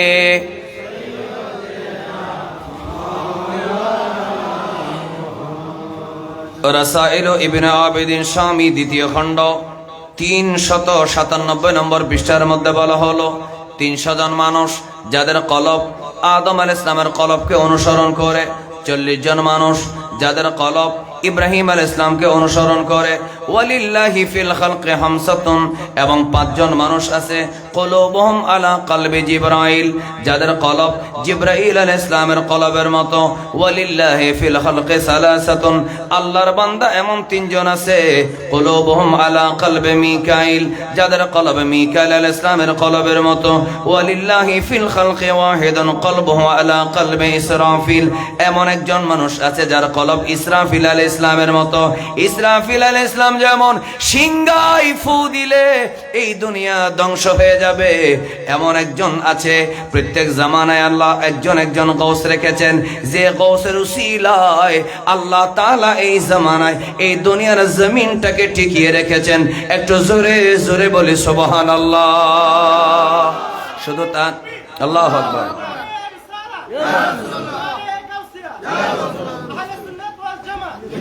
শুধু তা নয় আমার ভাইয়েরা, এরপরে বলা হলো, ওই যে একজন চলে গেলে 3 জন থেকে আসে, 3 জন, একজন কমে গেলে 7 জন থেকে আসে, 7 জনের মধ্যে কমে গেলে 40 জন থেকে আসে, 40 জন থেকে কমে গেলে 300 জন থেকে আসে। সুবহানাল্লাহ বলে না কেন? এই কথাগুলো বলা হলো। বলার পরে এবার আল্লাহ রাব্বুল আলামিনের প্রিয় নবী মুহাম্মদুর রাসূলুল্লাহ সাল্লাল্লাহু আলাইহি ওয়াসাল্লাম বলেন, ফীহিম ইউহয়ী ওয়া ইউমীত ওয়া ইউনবিতু ওয়া ইয়ানফাউল বালা ওয়া ইয়াদফাউল বালা। আল্লাহর নবী সরকার দো আলম সাল্লাল্লাহু আলাইহি ওয়াসাল্লাম বলেন, এমন ক্ষমতা সম্পন্ন মানুষ এই মানুষগুলোর মধ্যে আছে যারা ইউহয়ী মরাকে আল্লাহর হুকুমে জিন্দা করতে পারে, ওয়া ইউমীত এবং মৃতকে জিন্দা করতে পারে, জীবিতকে মরণ দিতে পারে, ওয়া ইউনবিতু যারা জমিন থেকে ফসল উৎপাদন করতে পারে, এবং ওয়া ইয়াদফাউল বালা এরা সমাজ থেকে বালা মুসিবত দূর করে দেওয়ার মতো ক্ষমতা আল্লাহ তাদেরকে দিয়েছে। জোরে জোরে বলি সুবহানাল্লাহ। আরো জোরে বলেন সুবহানাল্লাহ। তাহলে কি সুন্নিদের কথাগুলোকে বানানো না দলিল আছে? অন্তত আর কিছু মনে হলো স্বামী এমন হতে হবে না? ইবনে আবেদিন স্বামী বলেন, ইবনে আবেদিন রাসায়েলে ইবনে আবেদিন স্বামী। কত নম্বর খণ্ড? 2 নম্বর খণ্ড, পৃষ্ঠা নম্বর 300। এখন যেটা পড়েছি এটা 97। একটু জোরে কোন মারহাবা। তাহলে ফতোয়া স্বামীর থেকে যখন ওই মুরব্বীরা ফতোয়া দিবে তখন বলবে যে হুজুর অজু গোসলের ফতোয়া বহুত দিন দিও, গোস কুচুবুর ফরাই না কেন আর ফরাই দাও। হুজুর যদি না ফরাই দেয় তাহলে বুঝিবে যে সিটিং, হেতে সিটিং বলে না, হেতে কি? কারণ কিছু মানি কিছু মানি না। তুমিনুনা বিবাদিল আফাতুমিনুনা বিবাদিল কিতাবে ওয়া তাকফুরুনা বিবাদ। কিতাবর কিছু মানবে কিছু মানবে না, এটা মুনাফিকের খাসলত। এটারা ঠিক কিনা না? হত যারা মানলে পুরা মানবা, না মানলে মানবা না। যদি ইবনে আবেদিন স্বামী যদি হক্কানি না হয় তাহলে তার কিতাব থেকে ফতোয়া কেন দিবা? যদি উনি হক্কানি হয় তাহলে নামাজ রোজার ফতোয়া দিবা, কিন্তু আকীদার ফতোয়া মানবা না। এই ধরনের মুনাফিকি সুন্নি সমাজে চলবে না। আল্লাহ আমাদের সবাইকে বোঝার তৌফিক দেন।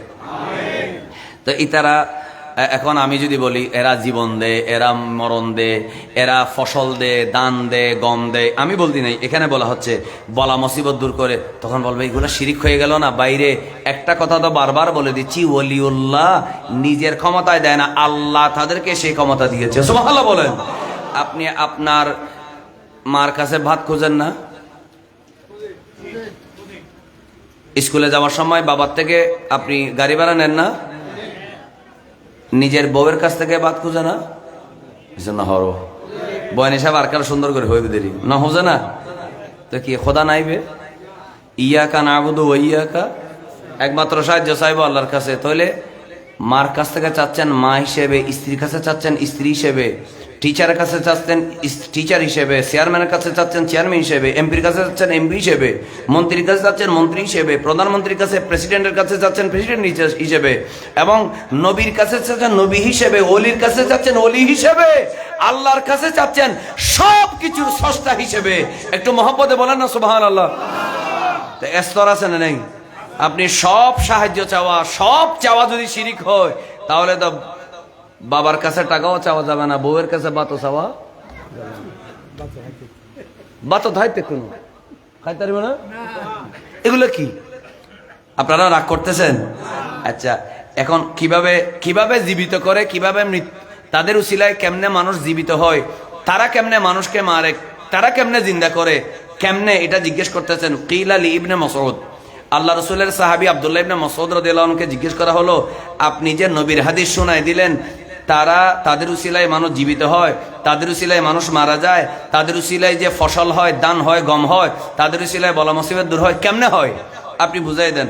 ক্বালা, তখন তিনি বললেন, লিআন্নাহুম ইয়াসআলুনা আল্লাহ তাআলা ইখতারাল উমাম, তখন তারা কিভাবে জীবিত হয় তিনি বলতেছেন, এরা আল্লাহর কাছে এইভাবে দোয়া করে বলে, আল্লাহ আমাদের দেশের মধ্যে আরো কিছু মুসলমান দরকার, আমাদের দেশের মধ্যে আরো বেশি সুন্নি দরকার, অনেক তরিকতপন্থী দরকার, আল্লাহ বেশি বেশি তরিকতপন্থী রাখো, বেশি সুন্নি রাখো, বেশি তাহাজ্জুদওয়ালা মানুষ রাখো, বেশি নামাজি রাখো, আল্লাহ ভালো মানুষের পরিমাণ বাড়িয়ে দাও। আল্লাহর ওলিরা যখন দোয়া করে তখন ওই সমাজের মধ্যে বেশি বেশি মুসলমানের সন্তান পয়দা হয়। একটু মহব্বতের আওয়াজে বলবেন না সুবহানাল্লাহ। তারপর 2 নাম্বার, ফায়ুকসিরুন, এরপরে মুসলমানের সঙ্গে বাড়তে থাকে। ওয়ায়াদউনা আলাল জাবাবেরা, শুধু তাই না, 2 নম্বর উল্টাটাও করে। কিভাবে করে? আল্লাহ এই বাদশাহ জালেম, ও হচ্ছে সন্ত্রাসী, ও হচ্ছে জঙ্গি, ও হচ্ছে নবী বিরোধী, ও হচ্ছে অলি বিরোধী, ও মানবতা বিরোধী, আল্লাহ তাকে তুমি শেষ করে দাও। এইভাবে তারা যখন দোয়া করে আলাল জাবাবেরা, তখন ফায়াক সমন, তখন তাদেরকে আল্লাহ তাআলা কি করে দেয়? ধ্বংস করে দেয়। ওয়াস্তাসকুনা ফায়ুসকাউন, ওয়াস্তাসকুনা ফায়ুসকাউন, তারা যখন আল্লাহর কাছে বলে আল্লাহ বৃষ্টি দাও, সাথে সাথে বৃষ্টি নাজিল হয়। ওয়াসআলুনা, তারা যখন আল্লাহকে বলে আল্লাহ দান দাও, গম দাও, তারা ফায়ুমবাতু লাহুম, তাদের জন্য ফসল উৎপাদন হয়। লাহুমুল আরদ ফায়ুমবিতু লাহুমুল আরদ, জমিন তাদের জন্য ফসল দেয়। ওয়াদউনা ফায়াদফাউ বিহিম আনওয়াউল বালা, এবং তারা যখন দোয়া করে যত বলা মুসিবত হোক না কেন, সব বলা মুসিবত তাদের দোয়ার কারণে আল্লাহ তাআলা দূর করে দেয়। একটু মহব্বতে বলেন না সুবহানাল্লাহ। তো যারা সাহায্য করে তাদেরকে তো বলা হয় গৌস। বলেন, তাদেরকে কি বলা হয়? গৌস। গৌস মানে সাহায্যকারী। কি সাহায্য? তার নামাতে বৃষ্টি নাজিল দিন সাহায্য নর করে হন না। আয় সিডেঙ্গে হতা জানি তো, আয় এনে ছোট তো নিতে ডিবেট গুজি মাদ্রাসাত স্কুলত, আর ওই বক্তব্য রেখে দিই শরৎ মেদি সাধু ভাষা, মানে প্রমিত বাংলা। এই জন্য আমাদের একটা কথা অভ্যাস হয়ে গেছে, যেহেতু লাইভের মধ্যে এমন অনেক মানুষ আছে চট্টগ্রামের বাইরের মানুষ আমাদের কথা শুনে না, কথা বলেন শুনে কিনা? সুতরাং তাদেরকে বোঝানোর জন্য, তাদেরকে শোনানোর জন্য আমাদেরকে প্রমিত বাংলায় কথা বলতে হয়। এটা বলাটা উচিত, ঠিক কিনা বলে? কারণ আমাদের চট্টগ্রামের মানুষ তো সাধু ভাষা বুঝে, চলিত ভাষা বুঝে কিনা, কিন্তু তারা তো চট্টগ্রামের ভাষা বুঝে না। তো আপনাদেরকে বলতেছি, আল্লাহর ওলি যদি যার উসিলায় বৃষ্টি হয়, যার উসিলায় সন্তান হয়, যার উসিলায় জালেম মারা যায়, যার উসিলায় বলা মুসিবত দূর হয়, এটা কি সাহায্য না? তো যদি সাহায্য হয় তাহলে কেন আমি তাকে গৌস বলবো না? গৌস মানা হলো মগিস। একটু চিল্লায় বলেন মারহাবা। মগিস মানে কি? তারি সাহায্যকারী। তো সাহায্য করে দিবে না, সাহায্য করেন হইম না নমাতরি, তারা সাহায্য করতেছে, আমি তাকে সাহায্যকারী বলবো না? যে বন্ধু আমাকে চা নাস্তা খাওয়াচ্ছে, আমি তাকে বলবো না সখী, সে কৃপণ না, সে সখী, এটা আমি বলবো না? তার মধ্যে চা খাওয়াত আছে। আর যে ফোতাগিরি করে, তুই তো ফোতা বেড়া, তুই আর তখন এক কাপ কিনা হাবস, এটা বন্ধুর কথা আর কি। তো যিনি দে, আমি তার কথাটা বলতে আমার বাধা কোথায়? আল্লাহ তাআলা আমাদেরকে অকাতরে গৌসুল আজম দস্তগীর, গৌসুল আজম ভান্ডারীর প্রশংসা করার আল্লাহ তৌফিক দেব। আর একটা ছোট্ট একটা কথা বলে আমার আলোচনা ইতি টানবো। আসেন, হযরতে মুআজ বিন জাবাল রাদিয়াল্লাহু তাআলা আনহু বলছেন, সালাসুন মান কুন্না ফিহি। এটা আবার ওই কিতাবের রাসাইল ইবনে আবিদিন শামির 2য় খণ্ডের 401 নম্বর পৃষ্ঠায় এই হাদিসটা আছে। হযরতে মুআজ বিন জাবাল রাদিয়াল্লাহু তাআলা আনহু থেকে বর্ণিত, রাসূল কারীম সাল্লাল্লাহু আলাইহি ওয়াসাল্লাম বলেন, 3টা খাসলত কার মধ্যে যদি থাকে, কয়টা খাসলত? কথা বলেন, কয়টা খাসলত? এই অনারোগ্য দোয়া শিখে দিম হইলাম তো না অন্নবা আর অবশ্য শুধু আল্লাহর অলির ওয়াজ শুনিবেন না, নিজে অলি হবে চেষ্টা করিবেন, অলি হবে চেষ্টা করিবেন। এই চেষ্টা করি পেলে দোয়া শিখে দিম ইনশাআল্লাহ। হন না ইনশাআল্লাহ? ঘুষে দিলে কোনো হন? আগে শোনেন, কয়টা খাসলত? 3টা খাসলত। মান কুন্না ফিহি ফাহুয়া বিনাল আবদাল। 3টা খাসলত কার মধ্যে যদি থাকে, সে আবদালের অন্তর্ভুক্ত। তার মানে সে 40 জনে ঢুকে গেছে তা না, আবদালের খাসলত তার মধ্যে এসে গেছে। সুবহানাল্লাহ বলে না? সে আবদাল না হলেও আবদালের খাসলত তার মধ্যে এসে গেছে। কিরকম? বিহিম কাওয়ামুদ দুনিয়া, যে আবদালদের উপরে এই দুনিয়াটা টিকে আছে, অবকাঠামো। ওয়া আহলুহা, শুধু তা না, কাওয়ামুদ দুনিয়া ওয়া আহলিহা, দুনিয়া এবং দুনিয়ার কাঠামো, দুনিয়ার আহাল যাদের উপরে ভিত্তি করে দাঁড়িয়ে আছে, তারাই হলো আবদাল। আপনি তাদের একজন হতে পারবেন তো কি কি থাকতে হবে? 3টা গুণ। 1, আর রিদাউ বিল্লাহ, সুখে থাকেন বা দুঃখে থাকেন, আপনি বলবেন আল্লাহ তুমি যা দিচ্ছ আমি খুশি, আমি সুদ খাবো না, আমি ঘুষ খাবো না, আমি আরেকজনের জায়গা দখল করবো না, তুমি আমাকে অভাবে রাখতে চেয়েছো, আল্লাহ আমি থাকতে রাজি আছি। সুবহানাল্লাহ বলেন। 1 নম্বর আর রিদাউ বিল্লাহ। 2 নম্বর ওয়াস সাবরু আন মাহারিমিল্লাহ, সমস্ত হারাম থেকে সবর করা। আমাদের অনেক যুবক আছে যারা ফেসবুকের দিকে এই মাহফিল চলা অবস্থায় তাকিয়ে আছে। সবার কথা আমি বলছি না, কিছু কিছু ছেলে মেয়ে অনলাইনে, হোয়াটসঅ্যাপে, ফেসবুকে হাই হ্যালো আছে না নেই? আর কি না হই দেরি তারা তো খুশি হয়ে যাবে, তারা হয়তো মারে হুজুরে এনকে আই কি ওয়াস মানত তাহি না মেডিন নিচে তাহি আয় তো তাই তোয়ার ভিতর তাহি তো। আমি আমার ক্লাসের মধ্যে বলি, তোমরা নিজেদেরকে ওভার স্মার্ট মনে করার কিছু নেই। তোমরা মনে করিও না হুজুররা কিছু বুঝে না। তোমাদের জামানায় যা যা দেখতেছ সব আমরা দেখতেছি, আবার তোমাদের জন্মের আগে যা ছিল সেগুলো আমরা দেখেছি। তাহলে আমাদের অভিজ্ঞতা, আমাদের জ্ঞান কম না বেশি? তাহলে বেশি নিজেরা সালাক মনে করি আর দুঃখে দিবে চেষ্টা না করিস। আর ক্লাসত মাঝে মধ্যে হয়তো তারা করিতে হয়। তো হোয়াটসঅ্যাপ মেসেঞ্জার হাই হ্যালো আছে না নেই?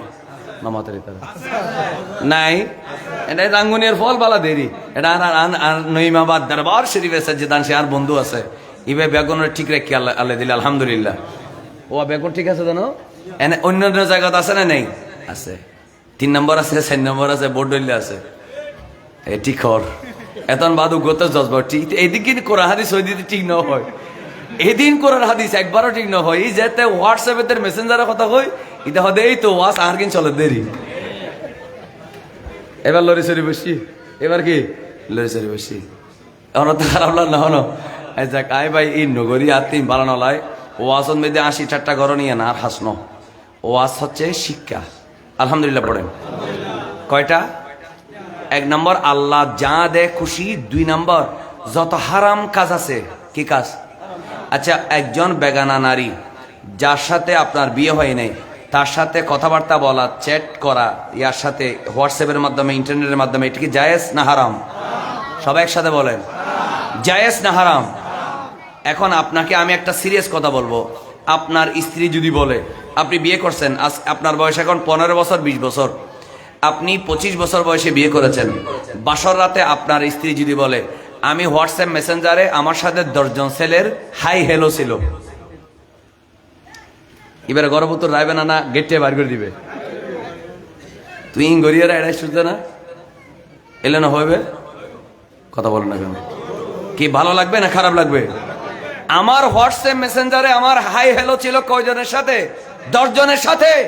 আপনি যেমন আপনার স্ত্রী বিয়ের আগে কারোর সাথে রিলেশনশিপ, কারোর সাথে সম্পর্ক করা, এটা আপনি যেমন পছন্দ করেন না, নিশ্চয়ই আপনি এখন যার সাথে কথা বলতে চাচ্ছেন, যার সাথে মিডিয়ার মাধ্যমে যোগাযোগ করতে চাচ্ছেন, সে হয়তো অন্য কারো স্ত্রী হবে। সেজন্য ভাই, বিয়ে করার আগে কখনোই একজন পুরুষ একজন নারী একে অপরের সাথে কোনোভাবেই ভাব বিনিময় করা জায়েজ না হারাম?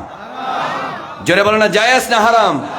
আল্লাহ আমাদের যুবকগুলোকে গৌস পাকের দোহাই দিয়ে বলছি, গৌসুল আজম মজমন্ডারির দোহাই দিয়ে বলছি, আল্লাহ আমাদের ছেলেগুলাকে এই হারাম সম্পর্ক থেকে বের হয়ে আসার তৌফিক দেয়। এবং যারা এই ধরনের সম্পর্ক করে নাই, আল্লাহ তাদেরকে পবিত্র থাকার তৌফিক দেয়। জোরে বলেন আমিন। 1 নম্বর কি বলছিলাম? আল্লাহ যা দেয় খুশি। 2, আল্লাহ যা হারাম করছে তা থেকে বিরত থাকবেন। 3, ওয়াল গাদাবু ফি জাতিল্লাহ, আল্লাহর জন্যই, আল্লাহর সন্তুষ্টির জন্যই আপনি রাগ করবেন, অর্থাৎ আপনি আপনার স্ত্রীকে শাসন করবেন, আপনার ছেলেকে শাসন করবেন, আপনি রাগ করবেন, আপনি বাতিলের বিরুদ্ধে যুদ্ধ করবেন, সমস্ত কিছু আল্লাহর জন্য। এই 3টা জিনিস যদি থাকে, যে অবস্থায় আছেন আল্লাহর উপরে রাজি, আল্লাহ যা হারাম করেছেন এগুলো থেকে নিজেকে দূরে রাখেন, এবং আল্লাহকে খুশি করার জন্য আপনি যদি কঠোর হন, তাহলে আমার দয়াল নবী বলছেন নিশ্চয়ই আপনি আবদাল না হলেও আপনাকে হাসরের মাঠে আল্লাহ আবদালের সাথে জান্নাতে রেখে দিবে। আরেকটু জোরে বলেন। তাহলে এই সহজ পন্থা আমাদের অবলম্বন করার দরকার আছে না নেই? এনে সিলেবাস 3 লাইন হইলেও এটা বহুত কিছু। এনে মনে হচ্ছে সিলেবাস কি একবারে ছোট, এনা 3 লাইন। 3 লাইন মানে 3000 লাইন। এটা কি আসলে 3 লাইন না? না 3000 লাইন, আরো বেশি। যত হারাম আছে বেকিন ঢুকাইবে, ইমবেকিন বাদ দিবে। আর যে অবস্থায় আছেন আল্লাহর উপরে রাজি থাকবেন। কোনোদিন কি করা যাবে না, আল্লাহ আর কিছু ন দিল, আর স্বাস্থ্য ভাইরা আল্লাহ হদিন টিয়া দি আর কিছু ন দেয়া, খোদায় ফসে দিবে লাই মানুষ তো এনে বাদ দে। এলে হয় না, না হয় তারা নামাতে এলে মানুষ হয় না, ইমান যাবে গই। ইয়ান যদি এডেবো তোর হ সিরিয়াসলি যদি হ দিয়ে ইমান যাবে গই।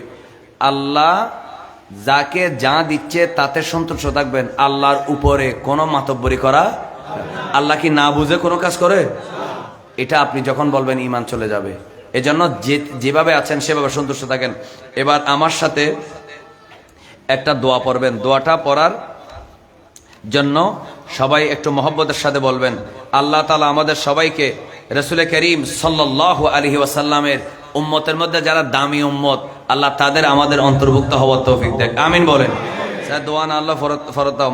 আগে কেন দোয়াটা পড়বো আগে সেটা বলি। মান কালা কুল্লা ইয়ামিন আশামাররাত, আগে শোনেন, কেউ যদি 10 বার দিনে, কয়বার?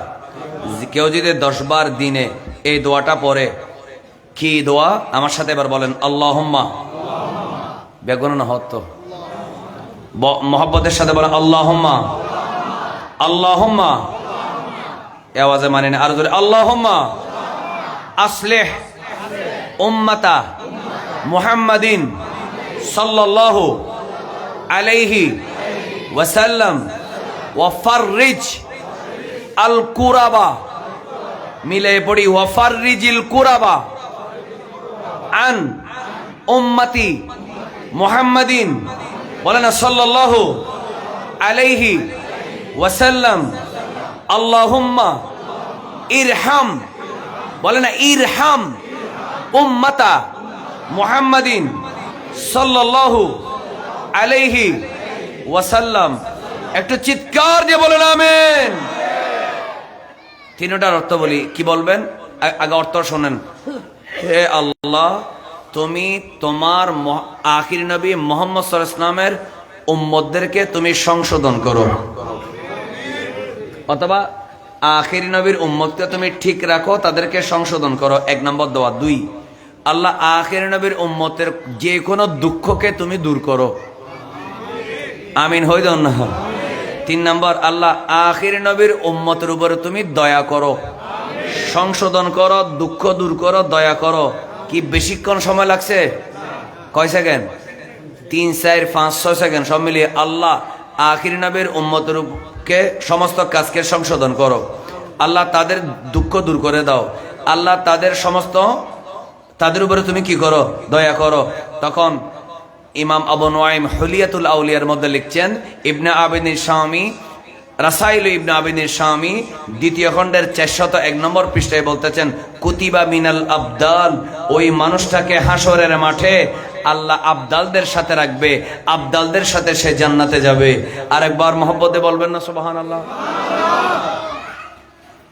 ফরার অবসর নবরিয়ারে পরীক্ষার আগে দিয়ে আন্দোলন, আরে পরীক্ষা দিতেন না, এলে গুলো না তো ফরা তো বেকিন ফরাই আমল করানোর দরকার আছে না নেই? আল্লাহ আমাদের বাচ্চাদেরকে, আমাদের যুবকদেরকে আমল করার তৌফিক দেখ। নামাজ রোজা করবেন, এই দোয়াগুলা পড়বেন। আপনি যদি বলেন হুজুর আমি তো আরবি জানি না, বাংলা তো জানেন, বাংলানো জানো, চা আল্লাহ মুখোমুখি হরণ তো আরেকবার আরবিও হন। আল্লাহুম্মা আসলিহ উম্মাতা মুহাম্মাদিন সাল্লাল্লাহু আলাইহি ওয়াসাল্লাম ওয়া ফাররিজিল কুরাবা আন উম্মতি মুহাম্মাদিন সাল্লাল্লাহু আলাইহি ওয়াসাল্লাম ওয়ারহাম আলা উম্মতি মুহাম্মাদিন সাল্লাল্লাহু আলাইহি ওয়াসাল্লাম। আল্লাহ আমার নবীর উম্মত মুহাম্মদ সাল্লাল্লাহু আলাইহি ওয়াসাল্লামের উম্মতকে আমলকে সংশোধন করো, তাদেরকে ঠিক রাখো, তাদের দুঃখ দূর করে দাও, তাদের উপরে দয়া করো। প্রতিদিন নামাজ পড়ার পরে কয়বার পড়বেন? 10 বার। আল্লাহ তাআলা আপনাকে মৃত্যুবরণ করার আগে হলেও আবদালের সাথে হাসর হতে পারবেন, এই যোগ্যতা আপনাকে আল্লাহ দান করবে। সুবহানাল্লাহ বলেন। আল্লাহ তাআলা আমাদের সবাইকে আমল করার তৌফিক দেখ। ও হঠাৎ ভাইজি মারে আচ্ছা আইলাম দেখ গোসল আজম, আচ্ছা গোসল আজম ভান্ডারের জন্মদি 1826, মানে 1826 ইংরেজি, আর এন্তেকাল হচ্ছে গোসল আজম ভান্ডারে কি 1900। দুনিয়াতে ছিলেন 80 বছর। গৌসুল আজম শেখ মুহিউদ্দিন আব্দুল কাদের জিলানী রাদিয়াল্লাহু তাআলা জন্ম হচ্ছে 461 হিজরি, এন্তেকাল 570, বলো না 570। তাহলে ওনার দুনিয়াতে হায়াত হচ্ছে 90 বছর। সুবহানাল্লাহ বলে না। গৌসুল আজম মেজবান্ডারি দুনিয়াতে ছিলেন 80 বছর। আমার গৌসুল আজম দস্তগীর তিনি ছিলেন কয় বছর? 90 বছর। কিন্তু সারা পৃথিবীর মধ্যে এখনো পর্যন্ত দুজনের নাম আছে না নেই? অনুসারী আছে না নেই? কেন? কারণ ওনারা ওনাদের ইমানও ছিল, আকিদাও ছিল, যোগ্যতাও ছিল, জন্মসূত্রে আওলাদ রসুল ছিলেন, হাসানিও ছিলেন, দোনোজন হোসাইনিও ছিলেন, আওলাদ রসুলও ছিলেন, মুজাদ্দিদও ছিলেন, জমানার গৌসও ছিলেন। একটু জোরে বলেন মারহাবা। এজন্য ওনাদের চরিত্র আদর্শ আমাদের জানার দরকার আছে। আচ্ছা, কয়েকটা বলি।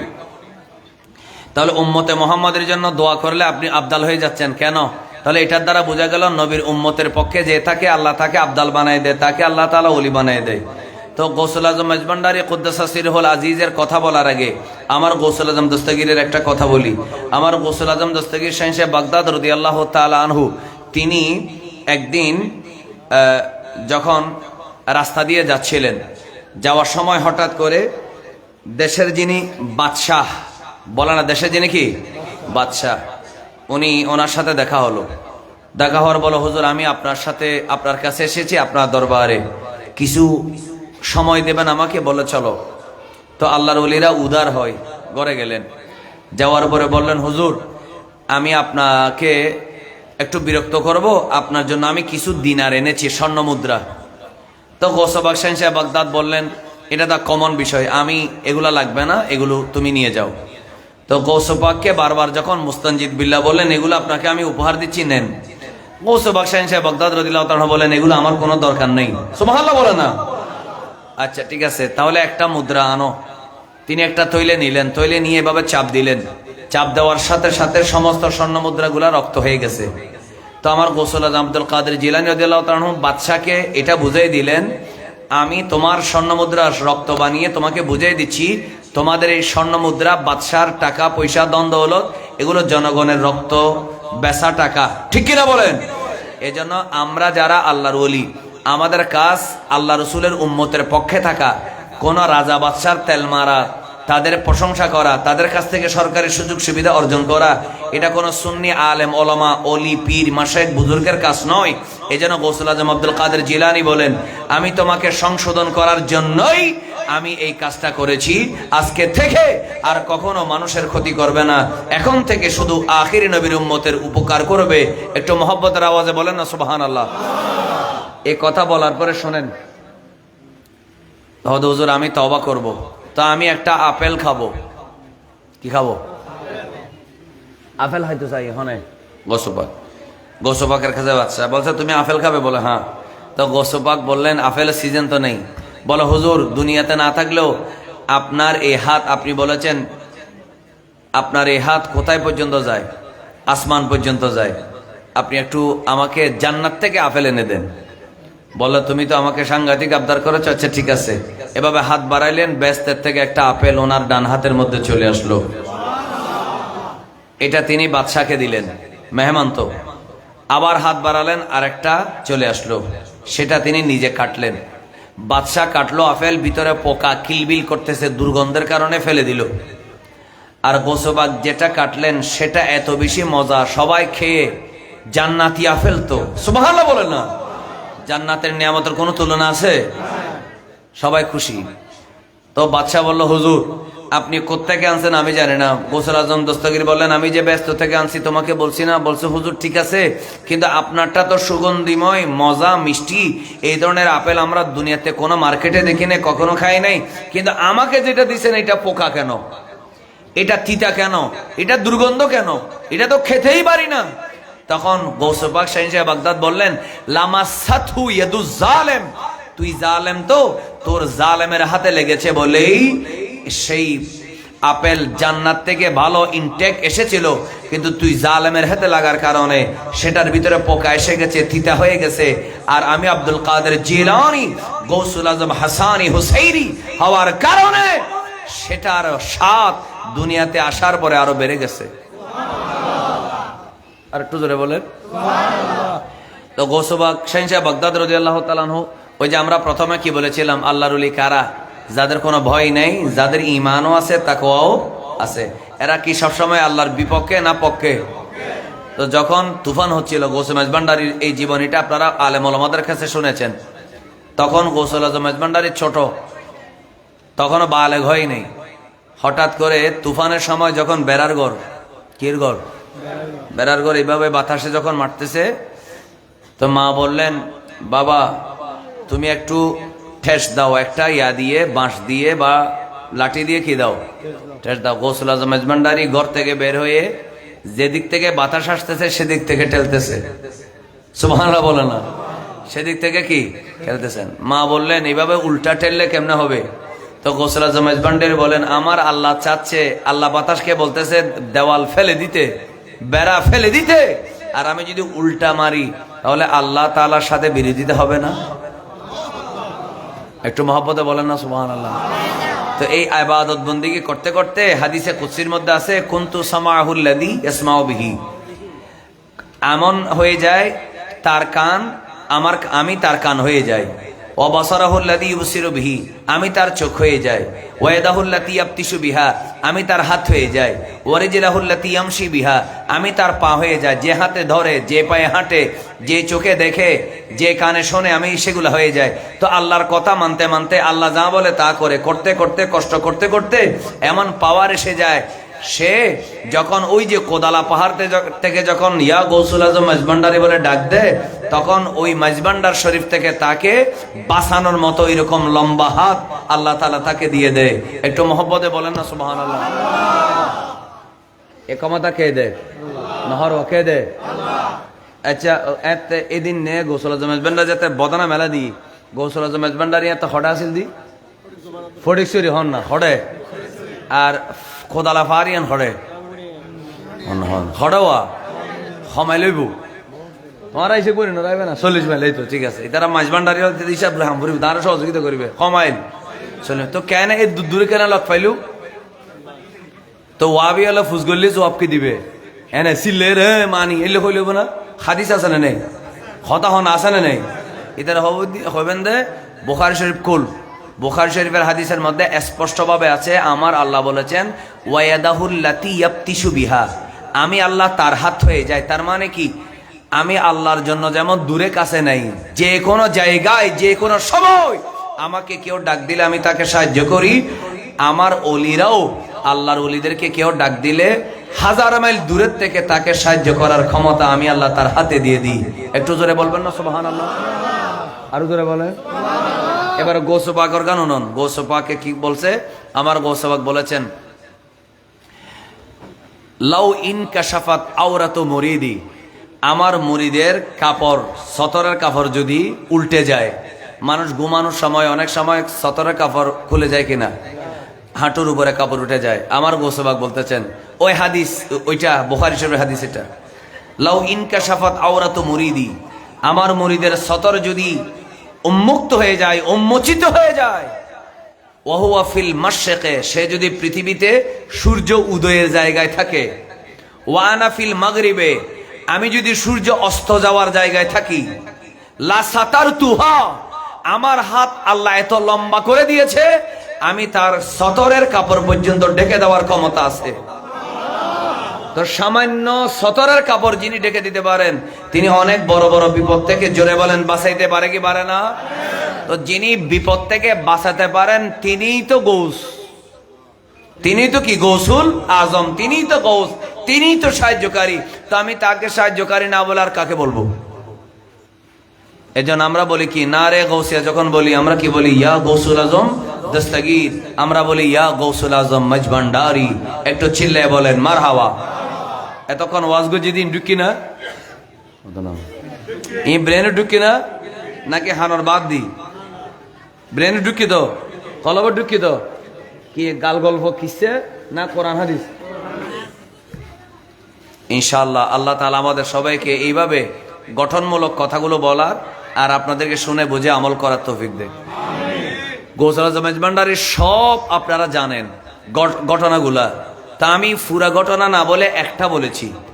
তো দলিলগুলা কেন বললাম, দলিলগুলা কেন বললাম, এখন আপনারা আজকের থেকে গৌসুল আজম মেজভান্ডারির যত ঘটনা আপনারা শুনবেন সেগুলো ওই সাসের মধ্যে ফেলবেন, দলিলের মধ্যে ফেলবেন। সুবহানাল্লাহ বলেন।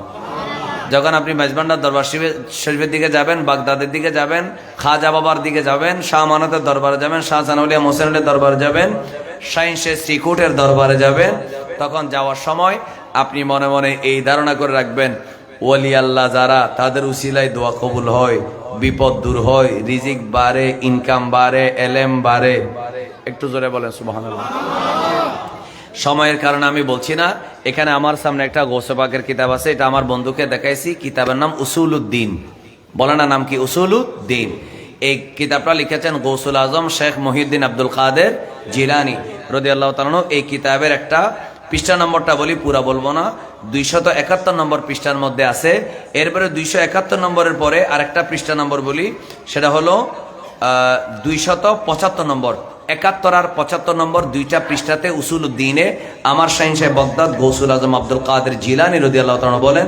আবার আপনারা মনে করেন মাইজভান্ডার তরিকা এটা একটা নতুন না, মাইজভান্ডার তরিকা মূলত কাদেরিয়া তরিকা। সুবহানাল্লাহ বলেন। কারণ গৌসুল আজম মাইজভান্ডারী কুদ্দাসা সিরহুল আজিজ তিনি গৌসুল আজম মাইজভান্ডারীর আওলাদ। কোনো সন্দেহ আছে? তারা না হরওয়া ও তো আমরা যারা গৌসুল আজম মাইজভান্ডারী মানুন বেকন অতর হন, গৌসুল আজম মাইজভান্ডারী যে গৌস পাকের আওলাদ, কোনো সন্দেহ আছে? হাসানি বলে না, হাসানিও হোসাইনিও। গৌসুল আজম মাইজভান্ডারী গৌসুল আজম দস্তগীরের আওলাদ। জোরে বলেন না মারহাবা। তাহলে এখন শোনেন, এই গৌসুল আজম দস্তগীর শাহীন সাহেব বাগদাদ রাদিয়াল্লাহু তাআলা আনহু, এটা কয় নম্বর পৃষ্ঠা বলছিলাম? 271 এবং 275 দুইটা পৃষ্ঠার মধ্যে একটু দেখলে আপনি বুঝতে পারবেন। আমি আমার বন্ধুকেও দেখাইছি, উনি উল্টে দেখেছেন। হযরতে আমিরে মুআবিয়া রাদিয়াল্লাহু তাআলা আনহু রাসূল করিম সাল্লাল্লাহু আলাইহি ওয়াসাল্লামের সাহাবী হওয়ার কারণে উনি যা করেছেন এই দুনিয়ার জমিনে কোনো কাজেরই সমালোচনা আপনার আমার জন্য করা জায়েজ নাই। এবং কি মুসনাদে আহমদ সহ ইমাম মুজাদ্দিদ আল ফিসানি শেখ আহমদ ফারুকি সরহিন্দি, যিনি সম্রাট আকবরের বিরুদ্ধে ইসলাম প্রতিষ্ঠা করেছেন, দ্বীন এলাহিকে মাটির নিচে দাফন করে দিয়েছেন, সেই মুজাদ্দিদ আল ফিসানি রিসালাতু রাদ্দুর রওয়াফিজে গৌসুল আজম আব্দুল কাদের জিলানী ইনি হচ্ছেন কাদেরিয়া তরিকার প্রতিষ্ঠাতা। আর শেখ আহমদ ফারুকি সরহিন্দি মুজাদ্দিদে তরিকার ইমাম। এরা দুজন কিতাব লিখে স্পষ্ট বলে গেছে, কেউ যদি সুন্নি হতে চায়, কেউ যদি আহলে সুন্নাত ওয়াল জামাত দাবি করে, কেউ যদি নিজেকে শিয়া মনে না করে, অবশ্যই সে কখনোই আল্লাহ রাসূল সাল্লাল্লাহু আলাইহি ওয়াসাল্লামের সাহাবী আমিরে মুআবিয়া রাদিয়াল্লাহু আনহুকে গালি দিতে পারবে না। কারণ এটা সমালোচনা করতে, গালি দিতে, মন্দ বলতে আমার নবী স্বয়ং নিষেধ করে গিয়েছেন। এবং আমার নবী স্বয়ং বলে গেছেন, আল্লাহুম্মা আল্লিম মুআবিয়াতা আল কিতাবা ওয়াল হিসাবা, আল্লাহ আমিরে মুআবিয়া রাদিয়াল্লাহু আনহুকে কোরআন শিক্ষা দাও, অঙ্ক শিক্ষা দাও, ওয়াকিহিল আযাবা, আযাব থেকে বাঁচাও। এটা আমার নবী বলে গেছে, সহিহ হাদিসে আছে। শুধু তা না, আল্লাহ রাসূল সাল্লাল্লাহু আলাইহি ওয়াসাল্লাম বলেছেন, আল্লাহুম্মা হাদিহি, আল্লাহ তাকে তুমি হেদায়েত দাও, ওয়াহদি বিহিন নাস, আল্লাহ তার মাধ্যমে মানুষকে হেদায়েত দাও, ওয়াজআলহু হাদিয়া ওয়া মাহদিয়া, আল্লাহ তাকে হাদি বানাও, আল্লাহ তাকে মাহদি বানাও। একটু মহব্বতের আওয়াজে বলেন না সুবহানাল্লাহ। যেই কারণে নূহ আলাইহিস সালামের ছেলে কেনান কাফের হওয়ার পরেও নূহ আলাইহিস সালামকে আপনি মন্দ বলতে পারবেন না। ঠিক তেমনি এজিদের মতো লম্পট, জালেম, কাফের এবং মালউন লানত প্রাপ্ত সন্ত্রাসী, সুদখোর, মদখোর এজিদ হলেও সেই এজিদের কেন তিনি বাবা হলেন, সে কারণে আমিরে মুআবিয়া রাদিয়াল্লাহু আনহুকে গালি দেওয়া যাবে না। এটা আমার কথা নয়, আল্লাহর ওয়াস্তে, আল্লাহ এবং রাসূলের সন্তুষ্টির জন্য বলছি। আপনি যদি বলেন হুজুর কেন বলছেন, কারণ কোরআনের আয়াত, রাদিয়াল্লাহু আনহুম ওয়া রাদু আনহু, আল্লাহ তাদের উপরে সন্তুষ্ট, তারাও আল্লাহর উপরে সন্তুষ্ট।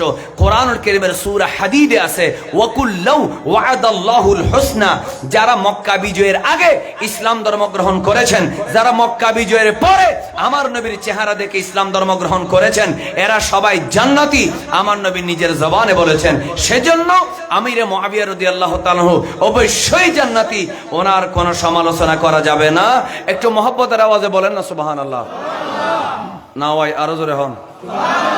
আমাদের এগুলো জানার দরকার আছে না নেই? আমরা গৌসে পাকের চাইতে করা সুন্নি হওয়ার কোনো সুযোগ নেই। গৌসে পাক সুন্নি নে সুন্নি নেবে, সুন্নি সুন্নি বানাই দে, ওলি বানাই দেবে। এবে কি বানাই দে? ওলি বানাই দেন না, ও সমস্ত ওলি আল্লাহর কাঁধে ওনার কদম না। তিনি বলছেন, আমি আমিরে মুআবিয়া রাদিয়াল্লাহু আনহুকে গালি দিই না, উনি ওনার কিতাবে লিখে দিয়েছেন। ও আর ঠিক করেন না তো অনেক গাল দিলি তো না, অনেক গাল দিলে সুন্নি ন তাইবেন, শি হয়ে যাবেন। তো ওনারা শি হইবেন না সুন্নি তাইবেন? আমাদের শিয়া হলে শুধু আমিরে মুআবিয়া রাদিয়াল্লাহু আনহুকে গালি দিয়ে, আমিরে মুআবিয়া রাদিয়াল্লাহু আনহুকে গালি দিয়ে শুরুতে যাইতে যাইতে তারপরে কিছুদিন পরে মায়েশা সিদ্দিকা রাদিয়াল্লাহু আনহাকে গালি দেয়, আনহাকে। এরপরে আরেকটু গিয়ে তারা ওসমান জিন্নুরাইন রাদিয়াল্লাহু আনহুকে গালি দেয়, আরেকটু গিয়ে হযরত ওমর রাদিয়াল্লাহু আনহুকে গালি দেয়। এরপরে সেটাও যখন আপনি সহ্য করেন তখন সিদ্দিক আকবর রাদিয়াল্লাহু আনহুকে গালি দেয়। কেন বলে? তারা বলে আল্লাহ রাসূলের পরে হযরত আলী রাদিয়াল্লাহু আনহু কেন খলিফা হলো না? এরা তিনজন ষড়যন্ত্র করে হযরত আলীকে 4 নম্বরে দিয়ে দিছে, এরা অবৈধভাবে ক্ষমতা দখল করেছে। একটু নাউজুবিল্লাহ জোরে বলেন। এই ধরনের পাপী তাপিও আমাদের দেশে আছে না নেই? খবরদার, খবরদার, এটা করা যাবে না। রসুলের সাহাবীর সমালোচনা করা যাবে না। এখানে অসংখ্য দলিল দিয়ে আমার সরকারে বাগদাদ উসুলউদ্দিন কিতাবে বলেছেন সাহাবীদের ব্যাপারে হুঁশিয়ার। কেন বলবেন না? কেন বলবেন না? এটার কারণ হলো আওলাদ রসুলকে আমি ভালোবাসবো কারণ তারা রসুলের আওলাদ, সাহাবীদেরকে ভালোবাসবো তারা রসুলের সাহাবী। আর একটু জোরে বলেন। রসুলুর আওলাদরে ভালোবাসবে দেখিলেই রসুলুল্লাহ, সাহাবীরে ভালোবাসবে দেখিলেই রসুলুল্লাহ। লাস্ট লাইন আমার আলা হযরত ইমাম মোহাম্মদ রেজা খান ফাজলে বেরলভী, আপনারা চিনেন। এখানে একটা মাদ্রাসা আছে, কোথায়? আঞ্জুমানের মাদ্রাসা বলতেছে এটা, এখানে এটার মাঠে আছি আমরা এখন। আল্লাহ এই মাদ্রাসাকে কিয়ামত পর্যন্ত জারি রাখুক। আর ডর করে হন। এই আঞ্জুমানের দিয়ে দিয়েছে, আপনারা বেজার হয়েছেন না খুশি হয়েছেন? এই যে কিছুক্ষণ আগে আল্লামা বয়ানী সাহেব বস করে গেলেন, উনি তো জামিয়াত থেকে লেখাপড়া করেছেন, আমিও জামিয়াত থেকে পড়েছি। আমার ভাই ভান্ডারী নঈমুদ্দিন সাহেব বন্ধু, উনিও জামিয়াত থেকে লেখাপড়া করেছেন। সারা বাংলাদেশে হাজার হাজার আলেম জামিয়াত থেকে বের হয়েছে। এরা কেউ পাকিস্তানে খুতবা দিতে যায় না, পাকিস্তানে মাহফিল করতে যায় না, এরা বাংলাদেশে খুতবা দেয়, বাংলাদেশে নামাজ পড়ায়, বাংলাদেশে হাদিস পড়ায়, বাংলাদেশে তাফসীর পড়ায়, বাংলাদেশে রাতের বেলা রাতে 2টা-3টা পর্যন্ত মানুষকে হেদায়েতের বাণী শোনায়। এটা আমার সাইন্সে শ্রীকোট পাকিস্তান থেকে এসে আমাদেরকে উপহার দিয়েছেন। একটু জোরে বলেন সুবহানাল্লাহ। এই জন্য আমরা কি বেজার না খুশি? তো আমার হুজুর কেবলা জামিয়া যখন দিচ্ছেন তিনি বলছেন মাসলাকে আজ আলা হজরত পর ইস জামিয়া কি বুনিয়াদ রাখি গই। জামিয়ার বুনিয়াদ রাখা হয়েছে কিসের উপরে? মসলকে আলা হজরতের উপরে। সে আলা হজরত কি বলতেছেন?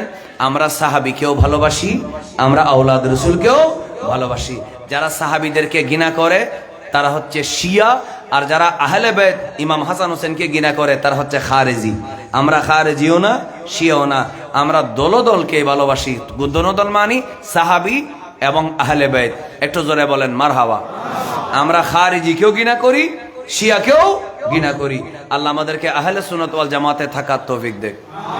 তো আলা হযরত বলছেন আহলে সুন্নতে কাহে বেড়া पार असहाबे हुजूर नजम है और ना वो है इतरत रसूलुल्लाह की अल्लाहुम्मा सल्ले जोरे मौलाना मुहम्मद व अला आली सय्यिदिना। तो आला हजरत বলতেছেন আহলে সুন্নাত কাহে বেড়া পার। আহলে সুন্নাত হাশরের মাঠে মুক্তি পাবে কেন? আসহাবে হুজুর নজম হে। আল্লাহ রসুল বলতেছেন আহলে সুন্নতের জন্য রসুলের সাহাবীরা হচ্ছে আকাশের তারকা। নাও হে ইতরত রসুল কি, আর সমস্ত রসুলের আওলাদরা হচ্ছে উম্মতের জন্য, সুন্নিদের জন্য পানির জাহাজ। অর্থাৎ আহলে বাইতের সফিনার উপরে উঠেই মান রাকিবাহা নাজা। যারা আহলে বাইতের নৌকায় উঠবে, সফিনায় উঠবে, তারাই নাজাত পাবে। একটু জোরে বলেন মারহাবা। আর যারা আহলে বাইতকে মানবে না তারা নাজাত পাবে না। আল্লাহ তাআলা আমাদেরকে নাজাতের রাস্তায় থাকার তৌফিক দেয়। তাহলে বলেন আহলে বাইতকে গালি যারা দেয় তারা কি সুন্নি না ওয়াবি? আর যারা সাহাবীদেরকে গালি দেয় তারা সুন্নি না শিয়া? ডর করে হও তিনবার। যারা রসুলের সাহাবীদেরকে গালি দেয়, এটা আমিরে মুআবিয়া রাদিয়াল্লাহু আনহু হোক, এটা আবু সুফিয়ান রাদিয়াল্লাহু আনহু হোক, এজিদে কিন্তু সাহাবী নয়, ইতে জন্ম হইতে বোধ করে এজিদ, ইতে কাফের, ইতে মলউন, ইতে মুনাফিক, ঠিক কিনা হয় না? আমিরে মুআবিয়া রাদিয়াল্লাহু আনহু সহ সমস্ত সাহাবীদেরকে যারা গালি দেয় এরা সুন্নি না শিয়া? আমরা শিয়া হব না, আমরা কি থাকবো? সুন্নি থাকবো। কারণ আমার গৌসুল আজম মেজবান্ডারি আর আমার গৌসুল আজম দস্তগীরের রাস্তা 2টা না 1টা? বংশও একটা, রাস্তাও একটা, তরিকাও একটা, কাদেরিয়া। আর এটার একটা বাংলাদেশের নাম হচ্ছে তরিকা মেজবান্ডারিয়া। একটু জোরে বলেন মারহাবা। এবার আসলে কি নতুন তরিকা না? আসলে দেখি কাদেরিয়া। বাংলাদেশের নাম হল দেখি মাইজ ভান্ডারি তরিকায়ে মাইজ ভান্ডারিয়া সুবহানাল্লাহ বলে। আল্লাহ তাআলা আমাদের সবাইকে বুঝার তৌফিক দেখ, আমিন। অনেক আলোচনা করে ফেলেছি, ওনারা আরো গুসই নহন এভাবে আস্তে ধীরে হতানো হইলে ইন হইতো নো হতা না বুঝুন চিল্লাইয়েরে ফাল্লাইয়েরে ফল গরম করি ডালি টালি দি লাভ নেই। এটা ওয়াবি মদদি হলে অনলাইন খাইবেলেই তো অনলাইন তারা হতা হয় দে মিডে মিডে আস্তে আস্তে আর গুলো চিল্লে টিল্লে